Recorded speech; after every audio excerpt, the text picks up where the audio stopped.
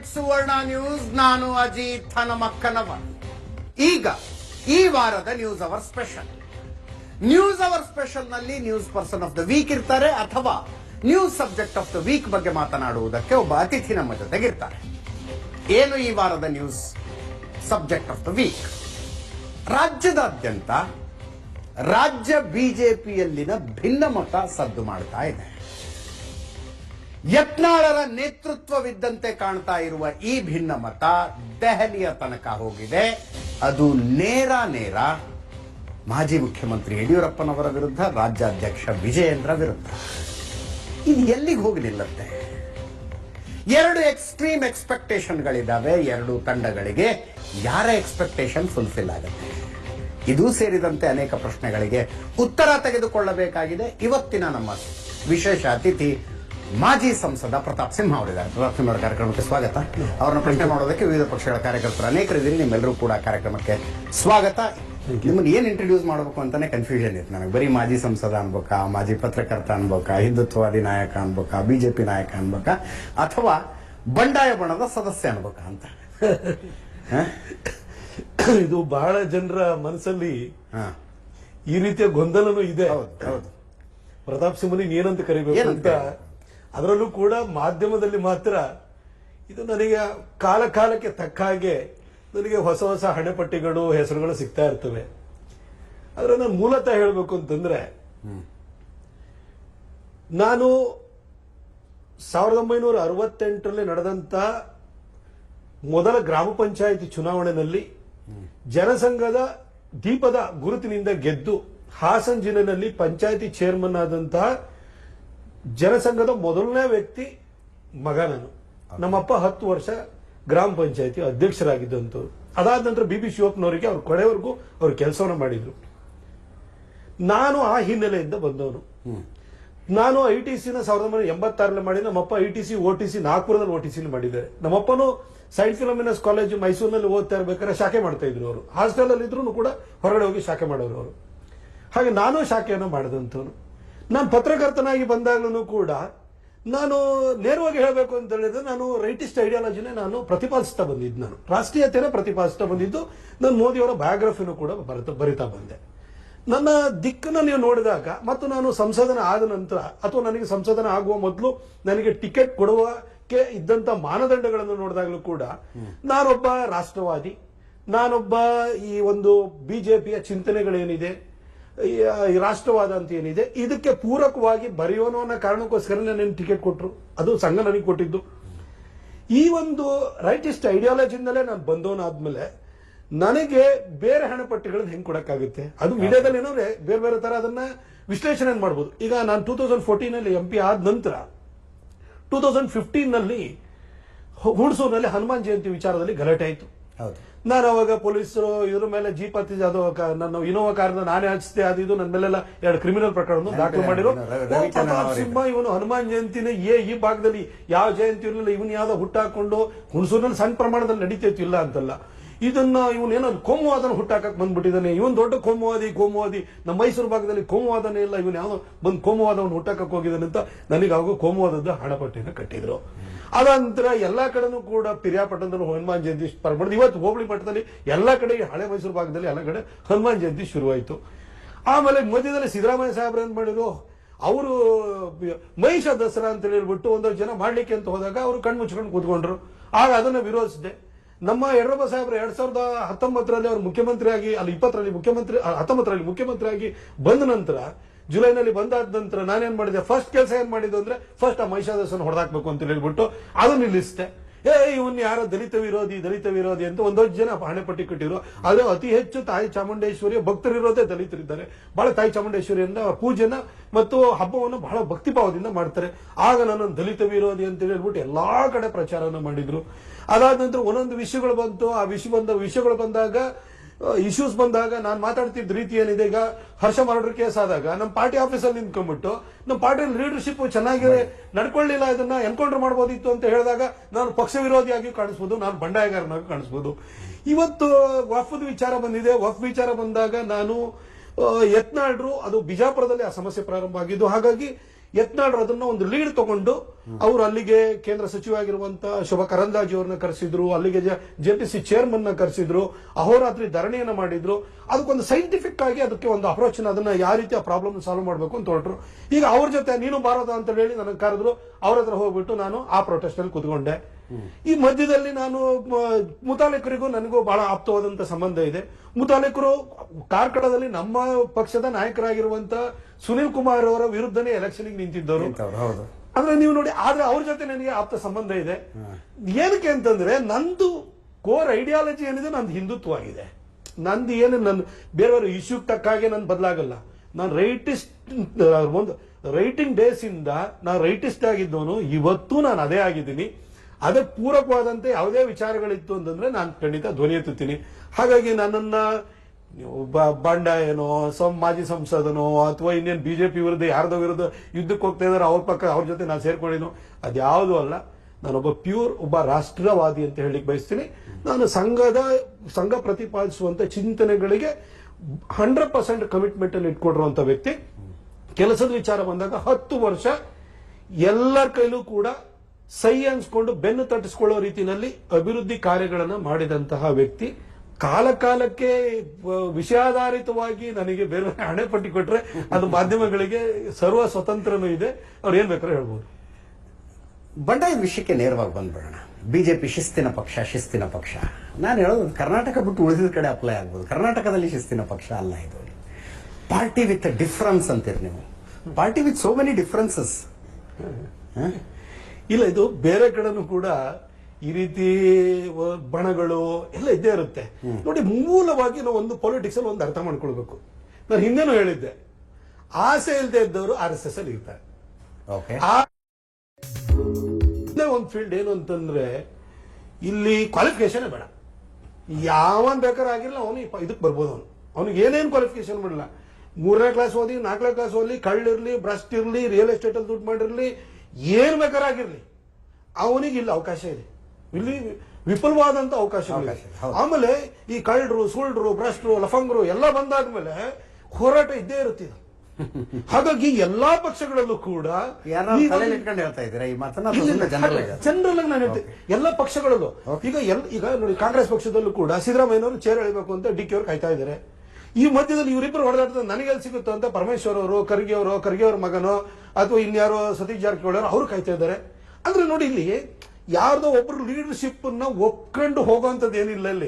ಇಲ್ಲಿ ಎಲ್ಲರೂ ಕೂಡ ತನ್ನ ಮಹತ್ವಾಕಾಂಕ್ಷೆಗೆ ಅನುಗುಣವಾಗಿ ಪಾರ್ಟಿ ಬೀದಿ ಜಗಳ ಆಗಿಲ್ಲ, ಬೀದಿ ಜಗಳ ಆಗಿದೆ ಕಾಂಗ್ರೆಸ್ ಅಲ್ಲಿ. ಅದೊಂದು ನಾವು ಅಪ್ರಿಶಿಯೇಟ್ ಮಾಡ್ಬೇಕು. ಯಾಕೆಂದ್ರೆ ಸಿದ್ದರಾಮಯ್ಯನವರು ಮತ್ತು DK ಅವರ ಮಧ್ಯದಲ್ಲಿ ಆ ಚೇರಿಗೋಸ್ಕರ ಅಷ್ಟು ಗುದ್ದಾಟ ಇದ್ರು ಕೂಡ ಚುನಾವಣೆ ಬಂದಾಗ ಅವ್ರು ಒಂದಾಗ್ಬಿಡ್ತಾರೆ. ಆದ್ರೆ ನಾನು ಈ ಬಿಜೆಪಿಗೆ ಸೀಮಿತವಾಗಿ ನಾನು ಹೇಳ್ಬೇಕು ಅಂದ್ರೆ ಕೆಲವೊಂದು ಇಂಟರ್ನಲ್ ವಿಚಾರ ಇರುತ್ತೆ. ಆದ್ರೆ ನೀವು ಒಂದ್ ಸ್ವಲ್ಪ ಹಿನ್ನೆಲೆ ನೋಡಿ. ಈಗ ಒಂದು 15 ವರ್ಷಕ್ಕೆ 20 ವರ್ಷಕ್ಕೆ ಹಿಂದಕ್ಕೆ ಹೋಗೋಣ. ಆಗ್ಲೂ ಕೂಡ ಇವೆಲ್ಲ ಇತ್ತು. BB ಶಿವಪ್ಪನವ್ರನ್ನ ಪಾರ್ಟಿಯಿಂದ ಹೆಂಗ್ ಹೊರಗೆ ಹಾಕಿದ್ರು, ಯಾವ ಕಾರಣಕ್ಕೋಸ್ಕರ ಹೊರಗೆ ಹಾಕಿದ್ರು, ಅದೆಲ್ಲ ಗೊತ್ತಿರುವಂತ ವಿಚಾರನೆ. ಯುದ್ಧಗಳು ಮೊದಲಿಂದಲೂ ನಡ್ಕೊಂಡ್ ಬಂದಿದ್ದಾವೆ. ಪದವಿ ಆಕಾಂಕ್ಷೆ ಇಲ್ಲಿ ಇರುತ್ತಲ್ವಾ. ಈ ಪಾಲಿಟಿಕ್ಸ್ ಅಲ್ಲಿ ನಿಮ್ಗನ್ನ ಚೇರ್, ಈಗ ಒಬ್ಬ MLA ಆದ ಕೂಡಲೇ ಅವನಿಗೆ ಫಸ್ಟ್ ಮಂತ್ರಿ ಆಗ್ಬೇಕು ಅಂತ ಆಸೆ ಆಗ್ಬಿಡುತ್ತೆ. ಮಂತ್ರಿ ಆದ ಕೂಡಲೇ ಆ ಮುಖ್ಯಮಂತ್ರಿ ಆಗ್ಬೇಕು ಅಂತ ಅವನಿಗೆ ಒಳಗಡೆ ಬಂದ್ಬಿಡುತ್ತೆ, ತುಡಿತ ಬಂದ್ಬಿಡುತ್ತೆ. ಅವನು ನನಗೆ ಈ ಯೋಗ್ಯತೆ ಇದೆಯಾ ಇಲ್ವಾ, ನಾನು ಜನರಿಗೆ ಕೆಲಸ ಮಾಡಬೇಕು, ನಾನು ಬಂದಿರುವಂತದ್ದು ಸೇವಾ ಉದ್ದೇಶದಿಂದ, ಇದು ಯಾವ್ದು ಬರಲ್ಲ. ಅವನಿಗೆ ಚೇರ್ ಅಷ್ಟೇನೆ. ನೀವು ಯಾರನ್ನೇ ಹೋಗಿ ನೋಡಿ, ಯಾವ್ದಾದ್ರು ಪಾಲಿಟಿಷಿಯನ್ ಜೊತೆ ನೀವೆಲ್ಲಾರು ಒಂದ್ ಕಡೆ ಕೂತ್ಕೊಳ್ಳಿ, ಅವ್ರ ಹತ್ರ ಒಂದು ಚರ್ಚೆ ಮಾಡಿ. ಕಾನ್ಸ್ಟಿಟ್ಯೂನ್ಸಿಗೆ ಒಳ್ಳೆ ಕೆಲಸ ಮಾಡಬೇಕು, ಇಂಥ ಯೋಜನೆ ತರಬೇಕು ಅಂತ ಮಾತಾಡುವಂತ ಪಾಲಿಟಿಷಿಯನ್ಸ್ ಎಷ್ಟು ಜನ ಇದ್ದಾರೆ ಹೇಳಿ? ಎಲ್ಲರೂ ಕೂಡ ಗುಂಪಲ್ಲಿರ್ಲಿ, ನನ್ನ ಜಾತಿ ಎಷ್ಟಿದೆ, ನನ್ನ ಸಂಖ್ಯೆ ಎಷ್ಟಿದೆ, ಇದ್ರ ಮೇಲೆ ಹೊಡೆದಾಟ ಮಾಡ್ತಿರ್ತಾರೆ. ಇನ್ನು ಬಿಜೆಪಿ ವಿಚಾರಕ್ಕೆ ನೇರವಾಗಿ ಬರೋದಾದ್ರೆ, ಹಿಂದೆ ಅನಂತಕುಮಾರ್ ಸಾಹೇಬ್ರು ಮತ್ತೆ ಯಡಿಯೂರಪ್ಪ ಸಾಹೇಬ್ರು ಇಬ್ರು ಟಾಪ್ ಲೀಡರ್ಸ್ ಇದ್ರು. ಪಾರ್ಟಿನ AK ಸುಬ್ಬಯ್ಯನವರು 1983 18 ಸೀಟನ್ನ ಬಿಜೆಪಿಗೆ ಗೆದ್ದುಕೊಟ್ಟಿದ್ರು. ಅದಾದ ನಂತರ AK ಸುಬ್ಬಯ್ಯನವರು ಪಾರ್ಟಿನ ಬಿಟ್ಟು ಹೋದ್ರು. ಅವರು 1966 ಅವರು MLC ಆಗಿದ್ರು. ಅವರು ಆನಂತರ ಅವ್ರು ಪಾರ್ಟಿನ ಬಿಟ್ಟು ಹೋದ ನಂತರ ಅವರು ಫಸ್ಟ್ ಬಿಜೆಪಿ ಅಧ್ಯಕ್ಷರು, ಸ್ಟೇಟ್ ಅಧ್ಯಕ್ಷರು ಕೂಡ ಆಗಿದ್ರು. ಆನಂದ್ ಪಾರ್ಟಿನ ಬಿಟ್ಟು ಹೋದ ನಂತರ 85 ಚುನಾವಣೆ ಒಳಗಡೆ ಬಿಜೆಪಿ ಕೇವಲ 2 ಸ್ಥಾನಕ್ಕೆ ಇಳಿದು ಹೋಯ್ತು. ಅವಾಗ ಅದ್ರ ನಂತರ ಯಡಿಯೂರಪ್ಪ ಸಾಹೇಬರು ಪಾರ್ಟಿನ ಕಟ್ತಾ ಹೋದ್ರು. ಅವರಿಗೆ ಬಹಳ ಜನ VS ಆಚಾರ್ಯ ಎಲ್ಲರೂ ಕೂಡ ಅವರಿಗೂ ಕೈ ಜೋಡಿಸಿ ಕೆಲಸ ಮಾಡಿದ್ರು. ಅದಾದ ನಂತರ ಅನಂತಕುಮಾರ್ ಸಾಹೇಬರು ಎಮರ್ಜ್ ಆದ್ರು. ಆಮೇಲೆ ಒಂದು ಹಂತಕ್ಕೆ ಬಂದಾದ್ಮೇಲೆ ಅನಂತಕುಮಾರ್ ಸಾಹೇಬರು ಕೇಂದ್ರಕ್ಕೆ, ರಾಜ್ಯಕ್ಕೆ ಯಡಿಯೂರಪ್ಪ ಸಾಹೇಬ್ರು ಅಂತ ಕ್ಲಿಯರ್ ಕಟ್ ಒಂಥರ ಡಿಮಾರ್ಕೇಶನ್ ಇತ್ತು. ಅವ್ರು ಇಬ್ರು ಟಾಲೆಸ್ಟ್ ಲೀಡರ್ಸ್. ಯಾರಿಗೆ ಮನಸ್ಸಿತ್ತೋ ಇಲ್ಲೋ ಒಳಗಡೆ ನನಗೂ ಏನೋ ಒಂದು ನಾನು ಇಲ್ಲೇ ಇರಬೇಕು ಅಂತ ಆಸೆ ಇರ್ಬೋದು, ಅಥವಾ ಏನೇ ಇದ್ರು ಕೂಡ ಒಂದೇನು ಅಂತಂದ್ರೆ ಗಡಿನ ನಿರ್ಧಾರ ಆಗೋಗ್ಬಿಡ್ತು. ಹಾಗಾಗಿ ಏನಾಯ್ತು, ಯಡಿಯೂರಪ್ಪ ಸಾಹೇಬ್ರನ್ನ ಕಾರ್ಯಕರ್ತರಾದ ಎಲ್ಲರೂ ಅವ್ರನ್ನ ಮುಖ್ಯಮಂತ್ರಿ ಮಾಡಬೇಕು ಅಂತ ಹೋರಾಟ ಶುರುವಾಯಿತು. ಅನಂತ್ ಕುಮಾರ್ ಸಾಹೇಬ್ರು ಅವ್ರಿಗೆ ಅವ್ರ ಸಂಘಟನಾ ಚಾತುರ್ಯನು ಹಂಗೆ ಇತ್ತು. ಅವರನ್ನು ಕೂಡ ಕೇಂದ್ರದಲ್ಲಿ ಅವರು ಮಂತ್ರಿ ಆದ್ರು. ಅವರ ನೇತೃತ್ವದಲ್ಲಿ 2003 ನಂತರ ಅವರು ಅಧ್ಯಕ್ಷರಾದ ನಂತರ ಪಾರ್ಟಿಯನ್ನು ಅವ್ರು ಕಟ್ಟಿ 79 ಸೀಟಿಗೆ ತಗೊಂಡೋದ್ರು. ಇವತ್ತು ನಮ್ಮ ಪಾರ್ಟಿನಲ್ಲಿರುವಂತಹ ಕತ್ತಿ, ಕೋರೆ, ಕಾರಜೋಳ, ನೀವು ನಾರ್ತ್ ಕರ್ನಾಟಕದಲ್ಲಿ ಟಾಪ್ ಲೀಡರ್ಸ್ ಅಂತ ಯಾರ್ಯಾರಿದ್ದಾರೆ ಅವ್ರನ್ನೆಲ್ಲ ಕರ್ಕೊಂಡ್ ಬಂದಿದ್ದು ಅನಂತ್ ಕುಮಾರ್ ಸಾಹೇಬ್ರು. ಅವ್ರಿಗೆ ಅಂತ ಒಂದು ಆ ಭಾಗದವರಾಗಿದ್ರು, ಕೇಂದ್ರದಲ್ಲಿ ಸಚಿವರಾಗಿದ್ದು, ಆ ಸ್ಥಾನ ಬಲ ಅವ್ರು ಕೊಟ್ಟಿದ್ದ ಮಾತಿ ತಕ್ಕ ನಡ್ಕೊಳ್ತಾರೆ ಅನ್ನೋ ಒಂದು ಅವ್ರ ಮೇಲೆ ವಿಶ್ವಾಸದಿಂದಾಗಿ ಇವನ್ನೆಲ್ಲ ಕರ್ಕೊಂಡ್ ಬಂದಿದ್ರೆ ಬಿಜೆಪಿ ಬೆಳೆತಿಲ್ಲ ಅಂದ್ರೆ 40ಕ್ಕೆ ಬಂದು ಸುಸ್ತಾಗಿ ಬಿದ್ದೋಗ್ಬಿಡ್ತೈತೆ ಬಿಜೆಪಿ, ಮುಂದಕ್ಕೆ ಹೋಗ್ತಾ ಇರಲಿಲ್ಲ. ಅನಂತ್ ಕುಮಾರ್ ಸಾಹೇಬ್ರು 79 ತಗೊಂಡೋದ್ರು. ಆಮೇಲೆ ಮುಖ್ಯಮಂತ್ರಿ ಸ್ಥಾನದ ವಿಚಾರ ಬಂದು ಯಡಿಯೂರಪ್ಪ ಸಾಹೇಬ್ರು ಮುಖ್ಯಮಂತ್ರಿ ಆದ್ರು, ಅನಂತ್ ಕುಮಾರ್ ಸಾಹೇಬ್ರು ಕೇಂದ್ರದಲ್ಲಿ ಇದ್ರು. ಈಗ ಈ ಒಂದು ಬೆಳೆಯುವ ಹಂತದಲ್ಲಿ ಅವ್ರು ಬಹಳ ಜನ youngster, second generation of leaders, ಈಗ ಥರ್ಡ್ ಜನರೇಷನ್ ಆಫ್ ಲೀಡರ್ಸ್ ಬಂದಿದ್ದಾರೆ. ಆ ಸೆಕೆಂಡ್ ಜನರೇಷನ್ ಲೀಡರ್ಸ್ ಏನಾಗಿದ್ದಾರೆ, ಅನಂತ್ ಕುಮಾರ್ ಸಾಹೇಬ್ರು ಇವತ್ತಿಲ್ಲ, ಯಡಿಯೂರಪ್ಪ ಸಾಹೇಬ್ರು ರಾಜಕೀಯವಾಗಿ ನೇಪಥ್ಯಕ್ಕೆ ಸರಿಯುವಂತ ಹಂತದಲ್ಲಿದ್ದಾರೆ. ಈಗ ನೆಕ್ಸ್ಟ್ ಯಾರು ಅನ್ನೋ ಪ್ರಶ್ನೆ ಬರುತ್ತೆ. ಹಾಗಾಗಿ ನಾವು ಅವ್ರ ಕೆಳಗಡೆಯಿಂದ ಪಾರ್ಟಿಗೆ ನಾವು 30 ವರ್ಷ ಮಣ್ಣು ಹೊತ್ತಿದೀವಿ, ನಾವು 35 ವರ್ಷ ಮಣ್ಣು ಹೊತ್ತಿದೀವಿ ಅಂತ ಅನ್ಕೊಂಡಿರೋರಿಗೆ ನಮಗೂ ಕೂಡ ಸಮಾನ ಅವಕಾಶಗಳು ಬೇಕು ಅಂತ ಅವ್ರಿಗೆ ಅನಿಸುತ್ತೆ. ಅನಿಸಿದಾಗ ಈ ರೀತಿ ನಾಯಕತ್ವಕ್ಕೋಸ್ಕರ ಹೋರಾಟ ನಡೀತದ ಎಲ್ಲ ಪಕ್ಷಗಳಲ್ಲೂ ನಡೆಯುವಂತದ್ದೇ. ಸೊ ಟ್ರಾನ್ಸಿಷನ್ ಪೀರಿಯಡ್ ಅಂತೀರಿ. ಹಾಗಾಗಿ ಇದನ್ನ ಯಾವ ರೀತಿ ಸರಿದೂಗಿಸ್ಕೊಂಡು ಹೋಗ್ತಾರೆ ಇದ್ರ ಮೇಲೆ ಇದು ಡಿಪೆಂಡ್ ಆಗುತ್ತೆ. ಈಗ ರಾಜಕಾರಣದಲ್ಲಿ ಆಸೆ ಇಟ್ಕೊಳ್ಬೇಡ, ಮಹತ್ವಾಕಾಂಕ್ಷೆ ಇಟ್ಕೊಳ್ಬೇಡ, ಸ್ಥಾನದ ಬಗ್ಗೆ ನೀ ಗುರಿ ಇಟ್ಕೋಬೇಡ ಅಂತ ಹೇಳಕ್ಕಾಗಲ್ಲ. ಇಲ್ಲಿ 1966 ಎ.ಕೆ. ಸುಬ್ಬಯ್ಯನವರು MLC ಆಗ್ಬೇಕಾದ್ರೆ ಅವನೇನು ಇನ್ವೆಸ್ಟ್ಮೆಂಟ್ ಮಾಡಿದ್ರು, ದುಡ್ಡಿದ್ದವ್ರು ಬಂದ್ರ. ಬಿಜೆಪಿಲಿ ಏನು ಇಲ್ದಿದ್ರೆ ಹಾಕ ಕವಾಯಿ ಚಪ್ಪಲಿ ಇಲ್ದೇ ಇದ್ದವ್ರೆ ಜಾಸ್ತಿ ಇದ್ರು. ಅವರೆಲ್ಲ ಬಂದು ಪಾರ್ಟಿ ಕಟ್ಲಿಲ್ವಾ? ಆಯ್ತು, ನಾನು ಸಂಸದನಾಗ 2014 ನಾನು ಇವಾಗ ನಿಮ್ಗೆ ಟೋಟಲ್ ಅಮೌಂಟ್ ನಾನು ಇಲ್ಲಿ ಹೇಳಕ್ಕಾಗಲ್ಲ, ಆಯ್ತಾ? ಯಾಕಂದ್ರೆ ಒಂದು ಚೂರು ಆಚೆಚೆ ಎಕ್ಸಿಡ್ ಆಗ್ಬೋದು ಅದು. ಆದ್ರೆ ಇಲ್ಲಿ ಬೆಂಗಳೂರಿನಲ್ಲಿ ಒಬ್ಬ ಕಾರ್ಪೊರೇಟರ್ಗಿಂತ ಕಮ್ಮಿ ದುಡ್ಡಲ್ಲಿ ನಾನು ಎಲೆಕ್ಷನ್ ಗೆದ್ದಿದ್ದೀನಿ ನಾನು. ಈಗ ಜನ ಏನ್ ದುಡ್ಡು ಕೇಳಲ್ಲ ಯಾರನ್ನು. ಆದ್ರೆ ಇವತ್ತು ಹೆಂಗಾಗೋಗ್ಬಿಟ್ಟಿದೆ ಅಂತಂದ್ರೆ, ನೀವು ಅಯೋಗ್ಯರನ್ನು ತಗೊಂಡು ದಂಡಿಗೆ ಕೂರಿಸಬೇಕು ಅಂತಂದ್ರೆ 50 ಕೋಟಿ ಚೆಲ್ತಾನೆ ಅಂತ, ಇದು ಮಾನದಂಡದಿಂದ ಬಂದಿದೆ. ಹಾಗಾಗಿ ಇದರಲ್ಲಿ ಹೊಡೆದಾಟ, ಕಲಹ ಎಲ್ಲಾ ಪಾರ್ಟಿಯಲ್ಲೂ ಇದ್ದೇ ಇರುತ್ತೆ. ಇದನ್ನ ನೀವೇನು ಮಾಡಕ್ಕಾಗಲ್ಲ. ಇವತ್ತು ನಾವು ಏನು ಅಂತಂದ್ರೆ, ನಮ್ಮ ಹಿರಿಯ ರಾಜಕಾರಣಿಗಳಾಗಿರ್ತಾರಲ್ಲ ಅವರು ಅದನ್ನ ಯಾವ ರೀತಿ ನಿಭಾಯಿಸ್ಕೊಂಡು ಹೋಗ್ತಾರೆ. ಈಗ ನಮ್ಮಲ್ಲಿ ಕಾರ್ಯಕರ್ತರಿಂದ ಪ್ರತಿಯೊಬ್ಬ ಕಾರ್ಯಕರ್ತರು ಯಡಿಯೂರಪ್ಪ ಸಾಹೇಬ್ರನ್ನ ಅಪ್ಪಾಜಿ ಅಂತ ಕರೀತಾರೆ. ಅಂದ್ರೆ ತಂದೆ ಸ್ಥಾನದಲ್ಲಿ ಇಟ್ಕೊಂಡು ಕರೀತಾರೆ. ಈಗ ನಿಮ್ಗೆಲ್ಲ ನೋಡಿ, ಈಗ ಮಹಾರಾಷ್ಟ್ರದಲ್ಲಿ ಹೋದ್ರೆ ಏಕನಾಥ್ ಶಿಂದೆ ಅವರಿಗೆ ಸಾಹೇಬ್ ಅಂತಾರೆ. ಅಂದ್ರೆ ನಿಮಗೆ ಯಾರನ್ನೊಬ್ರನ್ನ ತಂದೆ ಸ್ಥಾನದಲ್ಲೋ ಅಥವಾ ಅವ್ರದ್ದು ಒಂದು ಪ್ರೊಟೆಕ್ಟರ್ ಆ ತರ ಒಂದು ಸ್ಥಾನದಲ್ಲಿ ಯಾಕೆ ಇಟ್ಕೊಂಡಿರ್ತಾರೆ ಅಂತಂದ್ರೆ, ಒಬ್ಬ ಕಾರ್ಯಕರ್ತರನ್ನು ಕೂಡ ಅವ್ರ ಕಾರ್ಯಕರ್ತ ನಮ್ಮ ಸಾಹೇಬ್ರನ್ನ, ಯಡಿಯೂರಪ್ಪ ಸಾಹೇಬ್ರನ್ನ ಅಪ್ಪಾಜಿ ಅಂತ ಕರೀತಾರೆ. ಯಾಕೆ ಅಂತಂದ್ರೆ ಅವರು ತಂದೆ ತರ ಆಶೀರ್ವಾದನೂ ಮಾಡ್ತಾರೆ, ಅಭಯವನ್ನೂ ಕೊಡ್ತಾರೆ ಅನ್ನೋ ಆಶಾ ಭಾವನೆಯಿಂದ ನಮಗೂ ರಾಜಕೀಯವಾಗಿ ನಮ್ಮನ್ನು ಕೈ ಹಿಡಿದು ಬೆಳೆಸ್ತಾರೆ. ಅವರನ್ನು ಬೇರೆಯವರು ಹೇಗೆ ಕೈ ಹಿಡಿದು ಬೆಳೆಸಿದ್ರು ಅದೇ ತರ ನಮ್ಮನ್ನು ಬೆಳೆಸ್ತಾರೆ ಅನ್ನೋ ಒಂದು ಆಶಾಭಾವನೆಯಿಂದ ಅವ್ರೇನ್ ಮಾಡ್ತಾರೆ, ಯಾರಿಗಾದ್ರು ಸಾಹೇಬ್ರೆ ಆಗಿರ್ತಾರೆ, ಕೆಲವ್ರನ್ನ ಸಾಹೇಬ್ರು ಮಾಡ್ಕೊಳ್ತಾರೆ, ಕೆಲವೊಬ್ಬರನ್ನ ಅಪ್ಪಾಜಿ ಅಂತಾರೆ. ಇವಾಗ ನಮ್ಮಲ್ಲಿ ಹಿರಿಯರು ಯಾರಿದ್ದಾರೆ ಅವರು ಈ ಒಂದು ಸಂದರ್ಭದಲ್ಲಿ ಹೇಗೆ ಸರಿದೂಗಿಸ್ಕೊಂಡು ಹೋಗ್ಬೋದು ಅನ್ನೋದನ್ನ ಅವ್ರು ಯೋಚನೆ ಮಾಡಬೇಕು. ಅವರು ತಂದೆ ಸ್ಥಾನದಲ್ಲಿ, ಮನೆಯ ಯಜಮಾನನ ಸ್ಥಾನದಲ್ಲಿ ನಿಂತ್ಕೊಂಡು ಎಲ್ಲರಿಗೂ ಸಮಾನ ಅವಕಾಶಗಳು, ಸಮಾನ ಸ್ಥಾನಮಾನಗಳು ಅಥವಾ ಸಮಾಧಾನದ ಮಾತುಗಳು ಇವು ಮುಖಾಂತರ ಕರ್ಕೊಂಡು ಹೋಗ್ಬೇಕು. ಅವ್ರ ಕಡೆಯಿಂದ ಅಷ್ಟು ಸಲ ಅಪ್ರೋಚ್ ಮಾಡ್ತಿದ್ದಾರೆ. ಮನೆಗೆ ಬರ್ತೀನಿ ಅಂದ್ರೆ ಯತ್ನಾಳ್ ಮನೆಗೆ ಬರಬೇಡ ಅಂತ ಹೇಳ್ತಾರೆ ವಿಜಯೇಂದ್ರನ್ಗೆ. ಇದು ಬಗೆಹರಿಯೋದಕ್ಕಾಗತ್ತೆ? ಇದು ಒನ್ ಸೈಡ್ ಲವ್ ಆದ್ರೆ ಹೆಂಗಿದು? ಇಲ್ಲ, ನಾನ್ ನೋಡಿ ಕೆಲವೊಂದು ಬಹಳ ಸೀನಿಯರ್ ಮೋಸ್ಟ್ ರಾಜಕಾರಣಿಗಳ ಬಗ್ಗೆ ನಾನು ಕಾಮೆಂಟ್ ಮಾಡಕ್ ಹೋಗಲ್ಲ. ಈಗ ನಾನು ಬಿಜೆಪಿ ಬಂದು 10 ವರ್ಷ ಆಯ್ತು. ಈಗ ಇವ್ರು ಹಳೇದು 25-30 ವರ್ಷದವು ಏನೇನು ಇವ್ರ ಮಧ್ಯದಲ್ಲಿ ಇದಾವೋ ಅಥವಾ ಅದು ನನಗೆ ಗೊತ್ತಿರಲ್ಲ ಈ ವಿಚಾರ. ಹಾಗಾಗಿ ಬಹಳ ಸರಿ ಏನಾಗುತ್ತೆ ಅಂತಂದ್ರೆ, ಮನುಷ್ಯ ಅವಾಗ ರೊಚ್ಚಿಗೆ ಹೇಳ್ತಾನೆ ಹೇಳಿ, ಅವನ ಸ್ವಾಭಿಮಾನಕ್ಕೆ ಪೆಟ್ಟಾದಾಗ, ಅವ್ನು ಯಾರೇ ಸಣ್ಣ ಮನುಷ್ಯನಾಗಿರ್ಲಿ, ಅವನ ಸ್ವಾಭಿಮಾನಕ್ಕೆ ಪೆಟ್ಟಾದಾಗ ಅವನೇನ್ ಮಾಡ್ತಾನೆ, ಅವನಿಗೆ ಅದೇನು ಹುಲಿನೇ ಇರ್ಬೋದು, ನಾವೊಂದು ಇಲಿನೇ ಇರ್ಬೋದು, ಹುಲಿಗೆ ಅಟ್ಲೀಸ್ಟ್ ಹುಲಿನ ಸಾಯ್ಸಕ್ಕಾಗದೇ ಇದ್ರು ಕೂಡ ಕೆರೆಯಕಾರ ಆಗುತ್ತೆ ಅಂತ ಬೈಬಲ್ ಬೀಳ್ತಾರೆ. ಸ್ವಾಭಿಮಾನಕ್ಕೋಸ್ಕರ ಫೈಟ್ ಮಾಡ್ತಿರ್ತಾರೆ. ಪಾಲಿಟಿಕ್ಸ್ ಅಲ್ಲಿ ಬಹಳ ಸರಿನೂ ಕೂಡ ಎಲ್ಲೋ ಒಂದ್ಸರಿ ಯಾರೋ ಏನೋ ಮಾಡಿದಾರೋ ಈ ತರದೆಲ್ಲ ಇರ್ತವೆ, ನಮಗ್ ಗೊತ್ತಿಲ್ಲ. ಆಮೇಲೆ ಮೋರವರು ನಾನು ಯಾವ ಪಾಲಿಟಿಷಿಯನ್ಸ್ ಇದನ್ನು ಹೋಗಿ ನಾ ಕೂತ್ಕೊಂಡು ನಾನು ಅವ್ರ ಹತ್ರ ಈ ತರ ಚರ್ಚೆ ಮಾಡುವಂಥದ್ದು ನಾನು ಯಾವ ಅಭ್ಯಾಸನ ಇಟ್ಕೊಂಡಿಲ್ಲ. ಮತ್ತೆ ಅಷ್ಟೆಲ್ಲ ಮೀಟಿಂಗ್ ಹೋದ್ರೆ ಏನ್ ಚರ್ಚೆ ಮಾಡಿ ಈ ವಿಚಾರದಲ್ಲಿ ನನಗೆ ನೋಡಿ, ಈಗ ನನಗೆ ವಾಲ್ಮೀಕಿ ಹಗರಣಕ್ಕೆ ಸಂಬಂಧಪಟ್ಟ ಹಾಗೆ ನಾವೊಂದು ಪಾದಯಾತ್ರೆ ತೆಗಿಬೇಕು ಅಂತ ಹೇಳಿದ್ರು, ನನಗೆ ಕರೆದ್ರು. ನಾನು ಮೈಸೂರು ಬೆಂಗಳೂರು ಟು ಮೈಸೂರು ನಮ್ಮ ರಾಜ್ಯಾಧ್ಯಕ್ಷರಾಗಿರುವಂತ ವಿಜೇಂದ್ರ ಅವರ ನೇತೃತ್ವದ ಸಭೆಗೂ ನಾನು ಹೋಗಿದ್ದೀನಿ, ಪಾರ್ಟಿಸಿಪೇಟ್ ಮಾಡಿದ್ದೀನಿ. ಆಮೇಲೆ ಹೋಗಿ ಕೇಳಿದಾಗ ಯಾವ ರೀತಿ ಮಾಡುದು ಅನ್ನೋದನ್ನ ನಾನು ಅವ್ರಿಗೆ ಹೇಳಿ ಬಂದೆ. ಆಯ್ತಾ, ಈಗ ಫಾರ್ ಎಕ್ಸಾಂಪಲ್ ನಿಮ್ ವಫ್ಗೆ ಸಂಬಂಧಪಟ್ಟಾಗೆ ತೊಗೊಳ್ಳೋಣ. ನಾನು ವಫ್ ಅದು ಯಾಕೆ ನಾನು ಹೇಳ್ತಾ ಇದ್ದೀನಿ, ವಫ್ ಇದು ಗಾಳಿ ಗುಂಡು ಹಾಕುವಂತದ್ದಲ್ಲ, ಸಬ್ಜೆಕ್ಟ್ ಅಲ್ಲ ಇದು. ವಫ್ ಬಗ್ಗೆ ಬಹಳ ಜನ ತಪ್ಪು ತಿಳ್ಕೊಂಡಿರೋದು ಏನಂತಂದ್ರೆ ಅದ್ರ ಬಗ್ಗೆ ಯಾರಿಗೂ ಕೂಡ ಜ್ಞಾನ ಇಲ್ದೆಲ್ಲ ಏನೋ ನಡೀತಿದೆ. ಇದೇನು ಬೋಲ ಭಾರತ್ ಮಾತಾ ಕಿ ಜೈ ಅಂತ ಹೇಳ್ಬಿಟ್ಟು ಘೋಷಣೆ ಕೂತ್ಕೊಂಡು ಬೇಕೇ ಬೇಕು, ನ್ಯಾಯ ಬೇಕು, ವಿ ವಾಂಟ್ ಜಸ್ಟಿಸ್, ಈ ತರ ಬೊಬ್ಬೆ ಹೊಡೆಯುವಂತ ಸಬ್ಜೆಕ್ಟ್ ಅಲ್ಲ ಇದು. ನಾವು ಇನ್ ಡೆಪ್ತಿಗೆ ಹೋಗ್ಬೇಕು. ನೋಡಿ, ಕುಮಾರ್ ಬಂಗಾರಪ್ಪನವರು ಅವರು ಹಿಂದೆ ಆ ಕಮಿಟಿ ಚೇರ್ಮನ್ ಆಗಿದ್ರು. He has got in depth knowledge ಅದ್ರ ಬಗ್ಗೆ. ನಾವು ಜೆಪಿಸಿ ಎದುರುಗಡೆ ಹೋದಾಗ್ಲೂ ಕೂಡ ಜೆಪಿಸಿ ನಲ್ಲಿ ನಮಗೆ ಅಂಡರ್ ಸೆಕ್ರೆಟರಿ, ಜಾಯಿಂಟ್ ಸೆಕ್ರೆಟರಿ ಅವ್ರ ಜೊತೆ ಹೋಗಿ ಎಕ್ಸ್ಪ್ಲೈನ್ ಮಾಡಕ್ಕೆ ಅಂತ ಕೂರಿಸಿದಾಗ ನಾವು ಅದನ್ನ ಕುಮಾರ್ ಬಂಗಾರಪ್ಪನವರು ನಾನು ಎಲ್ಲ ಹೇಳಿದ ನಂತರ, ಸರ್ ನಮಗೆ ಇದ್ರ ಬಗ್ಗೆ ಏನ್ ಮಾಡೋದು ಅಂತ ನಮಗೆ ಅರಿವಿರ್ಲಿಲ್ಲ, ನೀವು ಕರೆಕ್ಟ್ ಆಗಿ ಐಡಿಯಾ ಕೊಟ್ರಿ ಇದನ್ನ ಅಂತ ಹೇಳಿದ್ರು. ನಾನು ಹೇಳ್ತೀನಿ ವಫ್ ವಿಚಾರಕ್ಕೆ, ವಫ್ ವಿಚಾರ ಇದು ಯತ್ನಾಳ್ರದ್ದು ಬಂಡಾಯ ಟೀಮ್ ಅಲ್ಲ ಇದು. ಯಾಕೆ ಅಂತ ಹೇಳ್ತೀನಿ ನಿಮಗೆ. ಯತ್ನಾಳ್ ಇದನ್ನು ಫಸ್ಟ್ ಎಲ್ಲಿ ನಡೆದಿದ್ದು, ವಿಜಾಪುರದಲ್ಲಿ ನಡೆದಿದ್ದು. ಹೌದು, ವಿಜಾಪುರದಲ್ಲಿ ನಡೆದಾದ್ಮೇಲೆ ವಿಜಾಪುರದಲ್ಲಿ ಹೋರಾಟವನ್ನು ಕೈಗೆತ್ತಿಕೊಳ್ಬೇಕು ಅಂದ್ರೆ ನಮ್ಮ ಸ್ಟ್ರಾಂಗೆಸ್ಟ್ ಲೀಡರ್ ಯಾರು, ಯತ್ನಾಳ್. ಯತ್ನಾಳ್ ಹೆಸರೇ ಬಂದಿರಲಿಲ್ಲ, ಕಮಿಟಿ ಹಾಕಿದ್ರೊಳಗಡೆ ಅದ್ರೊಳಗಡೆ ಯಾರ್ದೋ ಹೆಸರಿತ್ತು. ಆಮೇಲೆ ರೆಕ್ಟಿಫೈ ಮಾಡ್ಕೊಂಡ್ರು. ನಾನು ಅಂತ ಕೇಳಿದೆ, ಮನುಷ್ಯನಿಗೆ ಸ್ವಾಭಿಮಾನ ದೊಡ್ಡದಾಗಿರುತ್ತೆ, ಸ್ವಾಭಿಮಾನಕ್ಕೆಲ್ಲರೂ ಒಂಚೂರು ಹರ್ಟ್ ಮಾಡ್ತು ಅಂದ್ರೆ ಎದುರು ನಿಂತ್ಕೋತಾನವ.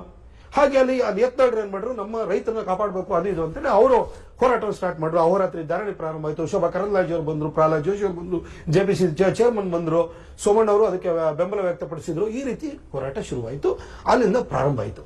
ಈ ಪ್ರತಾಪ್, ಇದು ಆರಂಭ ಆಗಿದ್ದು ಬೆಳಗಾವಿಯ ಮೀಟಿಂಗ್ ಮೂಲಕ. ವಾಲ್ಮೀಕಿ ಹಗರಣವನ್ನು ವಿರೋಧಿಸಿ ನೀವು ಬಸವ ಕಲ್ಯಾಣದಿಂದ ಬಳ್ಳಾರಿ ತನಕ ಪಾದಯಾತ್ರೆ ಅಂದ್ರಿ. ಪಾದಯಾತ್ರೆ ಪ್ಲಾನ್ ಕರೆಕ್ಟು, ಹೋರಾಟದ ಪ್ಲಾನ್ ಕರೆಕ್ಟು. ಅದಕ್ಕೆ ಸಂಬಂಧಿಸಿದ ಬ್ರೀಫ್ ಮಾಡೋ ಪ್ರೆಸ್ ಮೀಟ್ ನಲ್ಲಿ ಯತ್ನಾಳ್ ಹೇಳ್ತಾರೆ, ಇದು ಯಾರನ್ನೋ ಮೆರೆಸೋದಕ್ಕಲ್ಲ, ಇದು ವಿಷಯಕ್ಕೆ ಮಾಡ್ತಿದೀವಿ ನಾವು. ಹೌದು, ಈಗೇನು ಯತ್ನಾಳ್ ಲೀಡರ್ ಮಾಡಕ್ಕಲ್ಲ, Yatnal is already a leader. ನಾವು ಅವ್ರನ್ನೇನು ಇದು ಮಾಡ್ಲಿಕ್ಕೋಸ್ಕರ ಮಾಡ್ತಾ ಇರೋದಲ್ಲ, ಇದು ವಿಷಯಾಧಾರಿತವಾಗಿ ನಾವು ಹೋರಾಟ ಮಾಡ್ತಾ ಇರೋದು. ವಕ್ಫ್ ಹೋರಾಟ ಮಾಡ್ತೀರಿ, ವಿಜೇಂದ್ರ ಬೇಕಿದ್ರೆ ಈ ಹೋರಾಟಕ್ಕೆ ಜಾಯ್ನ್ ಆಗಬಹುದು ಅಂತೀರಿ. ಈಗ ಫಾರ್ ಎಕ್ಸಾಂಪಲ್ ನಾನು ಹೇಳ್ತೀನಿ, ಈಗ ನಾನು ಫುಲ್ ಅದನ್ನೆಲ್ಲ ಈ ಪಕ್ಷದೊಳಗಡೆ ಚೌಕಟ್ಟಿನೊಳಗಡೆ ಚರ್ಚೆ ಮಾಡುವಂತದ್ದನ್ನೆಲ್ಲ ನಾನು ಇಲ್ಲಿ ಹೋಗಕ್ ಹೋಗಲ್ಲ. ಈಗ ಬೀದರ್ ಅಲ್ಲ ಬಿಜಾಪುರದಲ್ಲಿ ವಫ್ ಸಂಬಂಧಪಟ್ಟಾಗೆ ಮಾಹಿತಿನ ಕಲೆಕ್ಟ್ ಮಾಡ್ಲಿಕ್ಕೆ ಒಂದು ಟೀಮ್ ಆಯ್ತು. ಆ ಟೀಮ್ ಒಳಗಡೆ ರಮೇಶ್ ಜಿಗಜಿಣಿ ಅವ್ರಿಗೆ ಹೆಸರಿರಲಿಲ್ಲ, ಯತ್ನಾಳ್ರದ ಹೆಸರಿರಲಿಲ್ಲ. ಪ್ರಾಬ್ಲಮ್ ಎಲ್ಲಿಂದ ಸ್ಟಾರ್ಟ್ ಆಯ್ತು, ರೆಕ್ಟಿಫೈ ಅಲ್ಲೇ ಮಾಡ್ಕೋಬೇಕಾಗುತ್ತೆ. ಅದಕ್ಕೋಸ್ಕರ ನಾನು ಇದ್ರ ಬಗ್ಗೆ ನಾನು ಹೆಚ್ಚು ಬೆಳೆಸಕ್ ಹೋಗಲ್ಲ. ಆದ್ರೆ ನಾನು ವಫ್ ವಿಚಾರದಲ್ಲಿ ಎಲ್ಲ ನಿಲ್ಲಿ ಆಡಿಯನ್ಸ್ ಕೂಡ ಇದ್ದೀರಿ. ನಾನು ನಿಮಗೆ ಏನ್ ಹೇಳ್ತೀನಿ, ಸಿಸ್ಟಮ್ಯಾಟಿಕ್ ಆಗಿ ನಾವು ಹೆಂಗ್ ಹೋಗಿದ್ದೀವಿ ಅಂದ್ರೆ, ನೋಡಿ ಇದು ಒಂದು ಗೆಜೆಟ್. ಈಗ ವಫ್ ಅವ್ರು ಏನ್ ಮಾಡಿದ್ದಾರೆ ಅಂತಂದ್ರೆ, ಎಷ್ಟೋ ಕಡೆ ಭೂಮಿ ಏನು ಸರ್ಕಾರಿ ಭೂಮಿ ಇತ್ತಲ್ಲ, ಅದಕ್ಕೆ ಹೋಗ್ಬಿಟ್ಟು ಇವ್ರದ್ದು ಏನು ಅಂತಾರೆ, ಒಂಥರ ಎಕ್ಸ್ಟ್ರಾ ಕಾನ್ಸ್ಟಿಟ್ಯೂಷನಲ್ ಅಥಾರಿಟಿ ತರ ಇವ್ರು ಏನ್ ಮಾಡ್ರು, ನೋಟಿಫಿಕೇಶನ್ ಮಾಡ್ಬಿಟ್ಟಿದಾರಲ್ಲ. Gazette notification. ಸರ್, ನಿಮ್ಮಲ್ಲಿ ಹುಲ್ಲು ಬನ್ನಿ, ಇದು ಗೋಮಾಳ, ಸೇಂದಿವನ, ಬಿ ಖರಾಬು, ಇದು ಸರ್ಕಾರ ಇದನ್ನ ಕಾಂಟೋರ್ಸ್ ಚೇಂಜ್ ಮಾಡಲಿ ಸರ್ಕಾರಕ್ಕೆ ಆಗಲ್ಲ, ಯಾರಿಗೂ ಪರಬರ ಮಾಡೋಂಗೇ ಇಲ್ಲ. ಈ ಭೂಮಿನೆಲ್ಲ ಅವ್ರು ಏನ್ ಮಾಡಿದ್ದಾರೆ, ಇವತ್ತು ನೋಟಿಫೈ ಮಾಡ್ಬಿಟ್ಟಿದ್ದಾರೆ. ಅದನ್ನೆಲ್ಲ ಈಗ RTCಗೆ ಚೇಂಜ್ ಮಾಡಿ ಅಂತ ಹೇಳ್ತಾ ಇದ್ದಾರೆ. ದಾಖಲೆಗಳ ಪರಿಶೀಲನೆ ನಡೀತಾ ಇಲ್ಲ. ಆಮೇಲೆ ವಫ್ ವಿರುದ್ಧ ನಿಮ್ಗೆ ಏನೋ ನಿಮ್ ಭೂಮಿಗೆ ಅಂದ್ರೆ ಯಾವ್ದಾದ್ರು ಫಕೀರ ಸತ್ತೋಗಿದೆ ಅಂತ ತಮ್ಮಲ್ಲಿ ಹೂತ್ ಹಾಕಿದಾರೆ ಅಂದ್ರೆ ಅದು ನಂದೇ ಭೂಮಿ ಅಂತಾರೆ. ಆಮೇಲೆ ನೀವು ಅದಕ್ಕೇನಾದ್ರು ನಿಮ್ಗೆ ಅದು ವಫ್ ಭೂಮಿ ಆಗೋಗಿರುತ್ತೆ, ನೀವು ಅದ್ರ ಮೇಲೆ ಹೋರಾಟ ಮಾಡ್ಬೇಕು ಅಂದ್ರೆ ಹೈಕೋರ್ಟ್ಗೆ ಹೋಗ್ಬೇಕು, ಪಾಪ್ದವನಲ್ಲಿ ಹೋಗಿ ಹೈಕೋರ್ಟ್ಗೆ ಹೋಗಕ್ಕಾಗುತ್ತೆ. ಅದು ನೋಡಿ, ಇಲ್ಲಿವರೆಗೂ ಸರ್ಕಾರಿ ಭೂಮಿ ಇಂಥ ಭೂಮಿಗಳಿಗೆ ಸೀಮಿತವಾಗಿದ್ದು ರೈತರ ಭೂಮಿನೇ ಕಿತ್ಕೊಳ್ಳೋ ಸ್ಥಿತಿ ಬಂದಾಯ್ತು.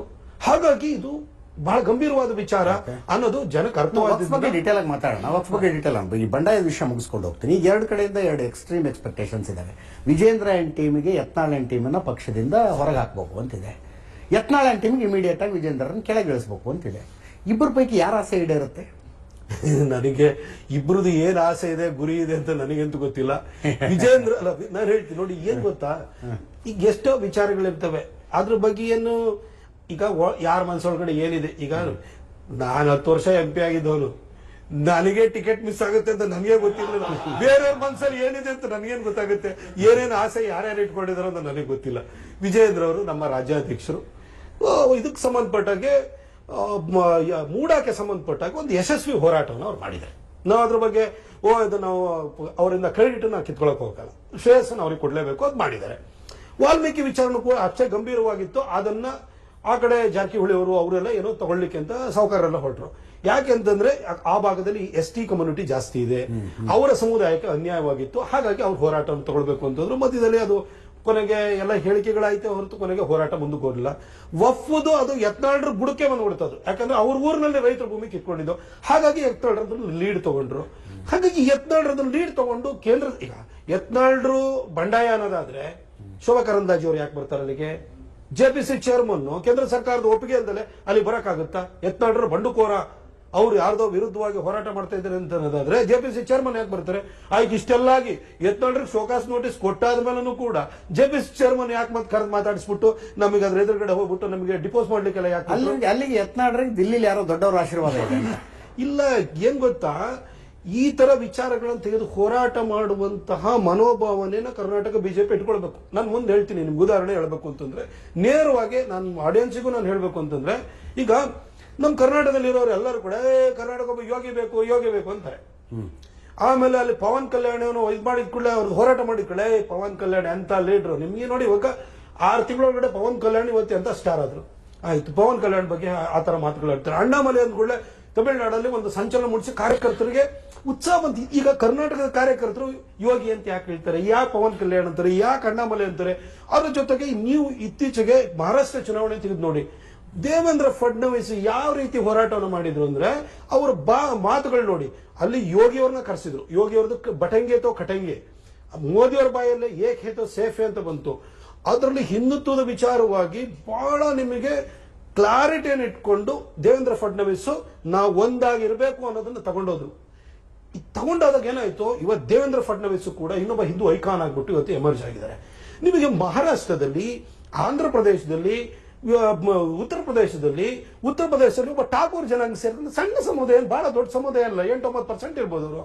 ಆ ಸಮುದಾಯ 2ನೇ ಸರಿ ಮುಖ್ಯಮಂತ್ರಿ ಆಗ್ತಾರೆ. ಆ ಊರಲ್ಲಿರುವಷ್ಟು ಪ್ರಪಂಚದಲ್ಲಿರೋ ಜಾತಿ ಇದಾವೆ, ಮುಸಲ್ಮಾನರ ಸಂಖ್ಯೆ ಅಷ್ಟಿದೆ. ಇದ್ರ ಮಧ್ಯದಲ್ಲಿ 20% ಮುಸಲ್ಮಾನರನ್ನು ಇಟ್ಕೊಂಡ್ಬಿಟ್ಟು ಠಾಕೂರ್ 9% ಇರುವಂತರು, ಆಮೇಲೆ ಅಲ್ಲಿ SC ಸಮುದಾಯನೂ ಅಷ್ಟು ಇದಿದೆ.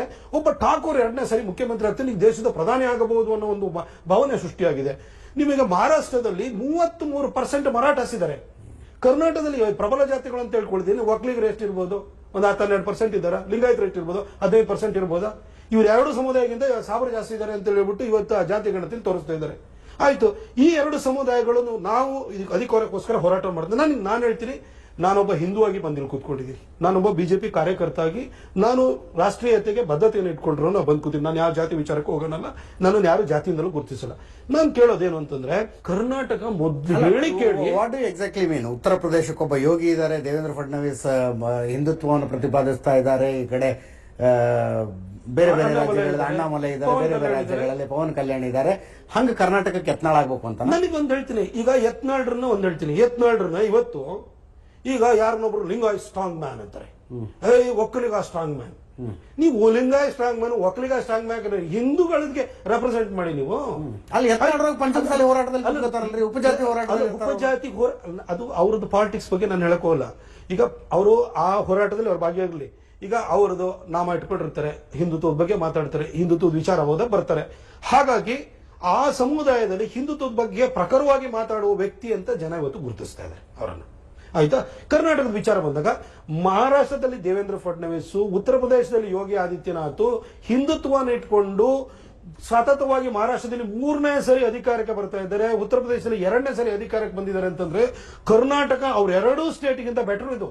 ಯಾಕಂತಂದ್ರೆ ನಮಗೆ 1960s ಅಲ್ಲೇ ಸಂಘದ ಕಾರ್ಯಕರ್ತರುಗಳ ಹೊತ್ತು ಅವರು ಪ್ರಾಮಾಣಿಕತೆಯಿಂದ ಯೋಗ್ಯತೆ ಆಧಾರದ ಮೇಲೆ ಗೆದ್ದು ಬಂದಂತವರು 83ನಲ್ಲೇ ಎ.ಕೆ. ಸುಬ್ಬಯ್ಯನವರು ಇದ್ದಂತ ಸಮಯ 18 ಸೀಟ್ ಗೆದ್ದಿದ್ದಂತ ಒಂದು ಊರು. ಇಲ್ಲಿ ಯಾಕೆ ನಾವು ಗೆಲ್ಲಕ್ಕಾಗಲ್ಲ? ಈ ಹಿಂದುತ್ವನ ಬೈಂಡಿಂಗ್ ಫೋರ್ಸ್ ಆಗಿ ಯಾಕೆ ಇಟ್ಕೊಳಕ್ ಹೋಗಲ್ಲ?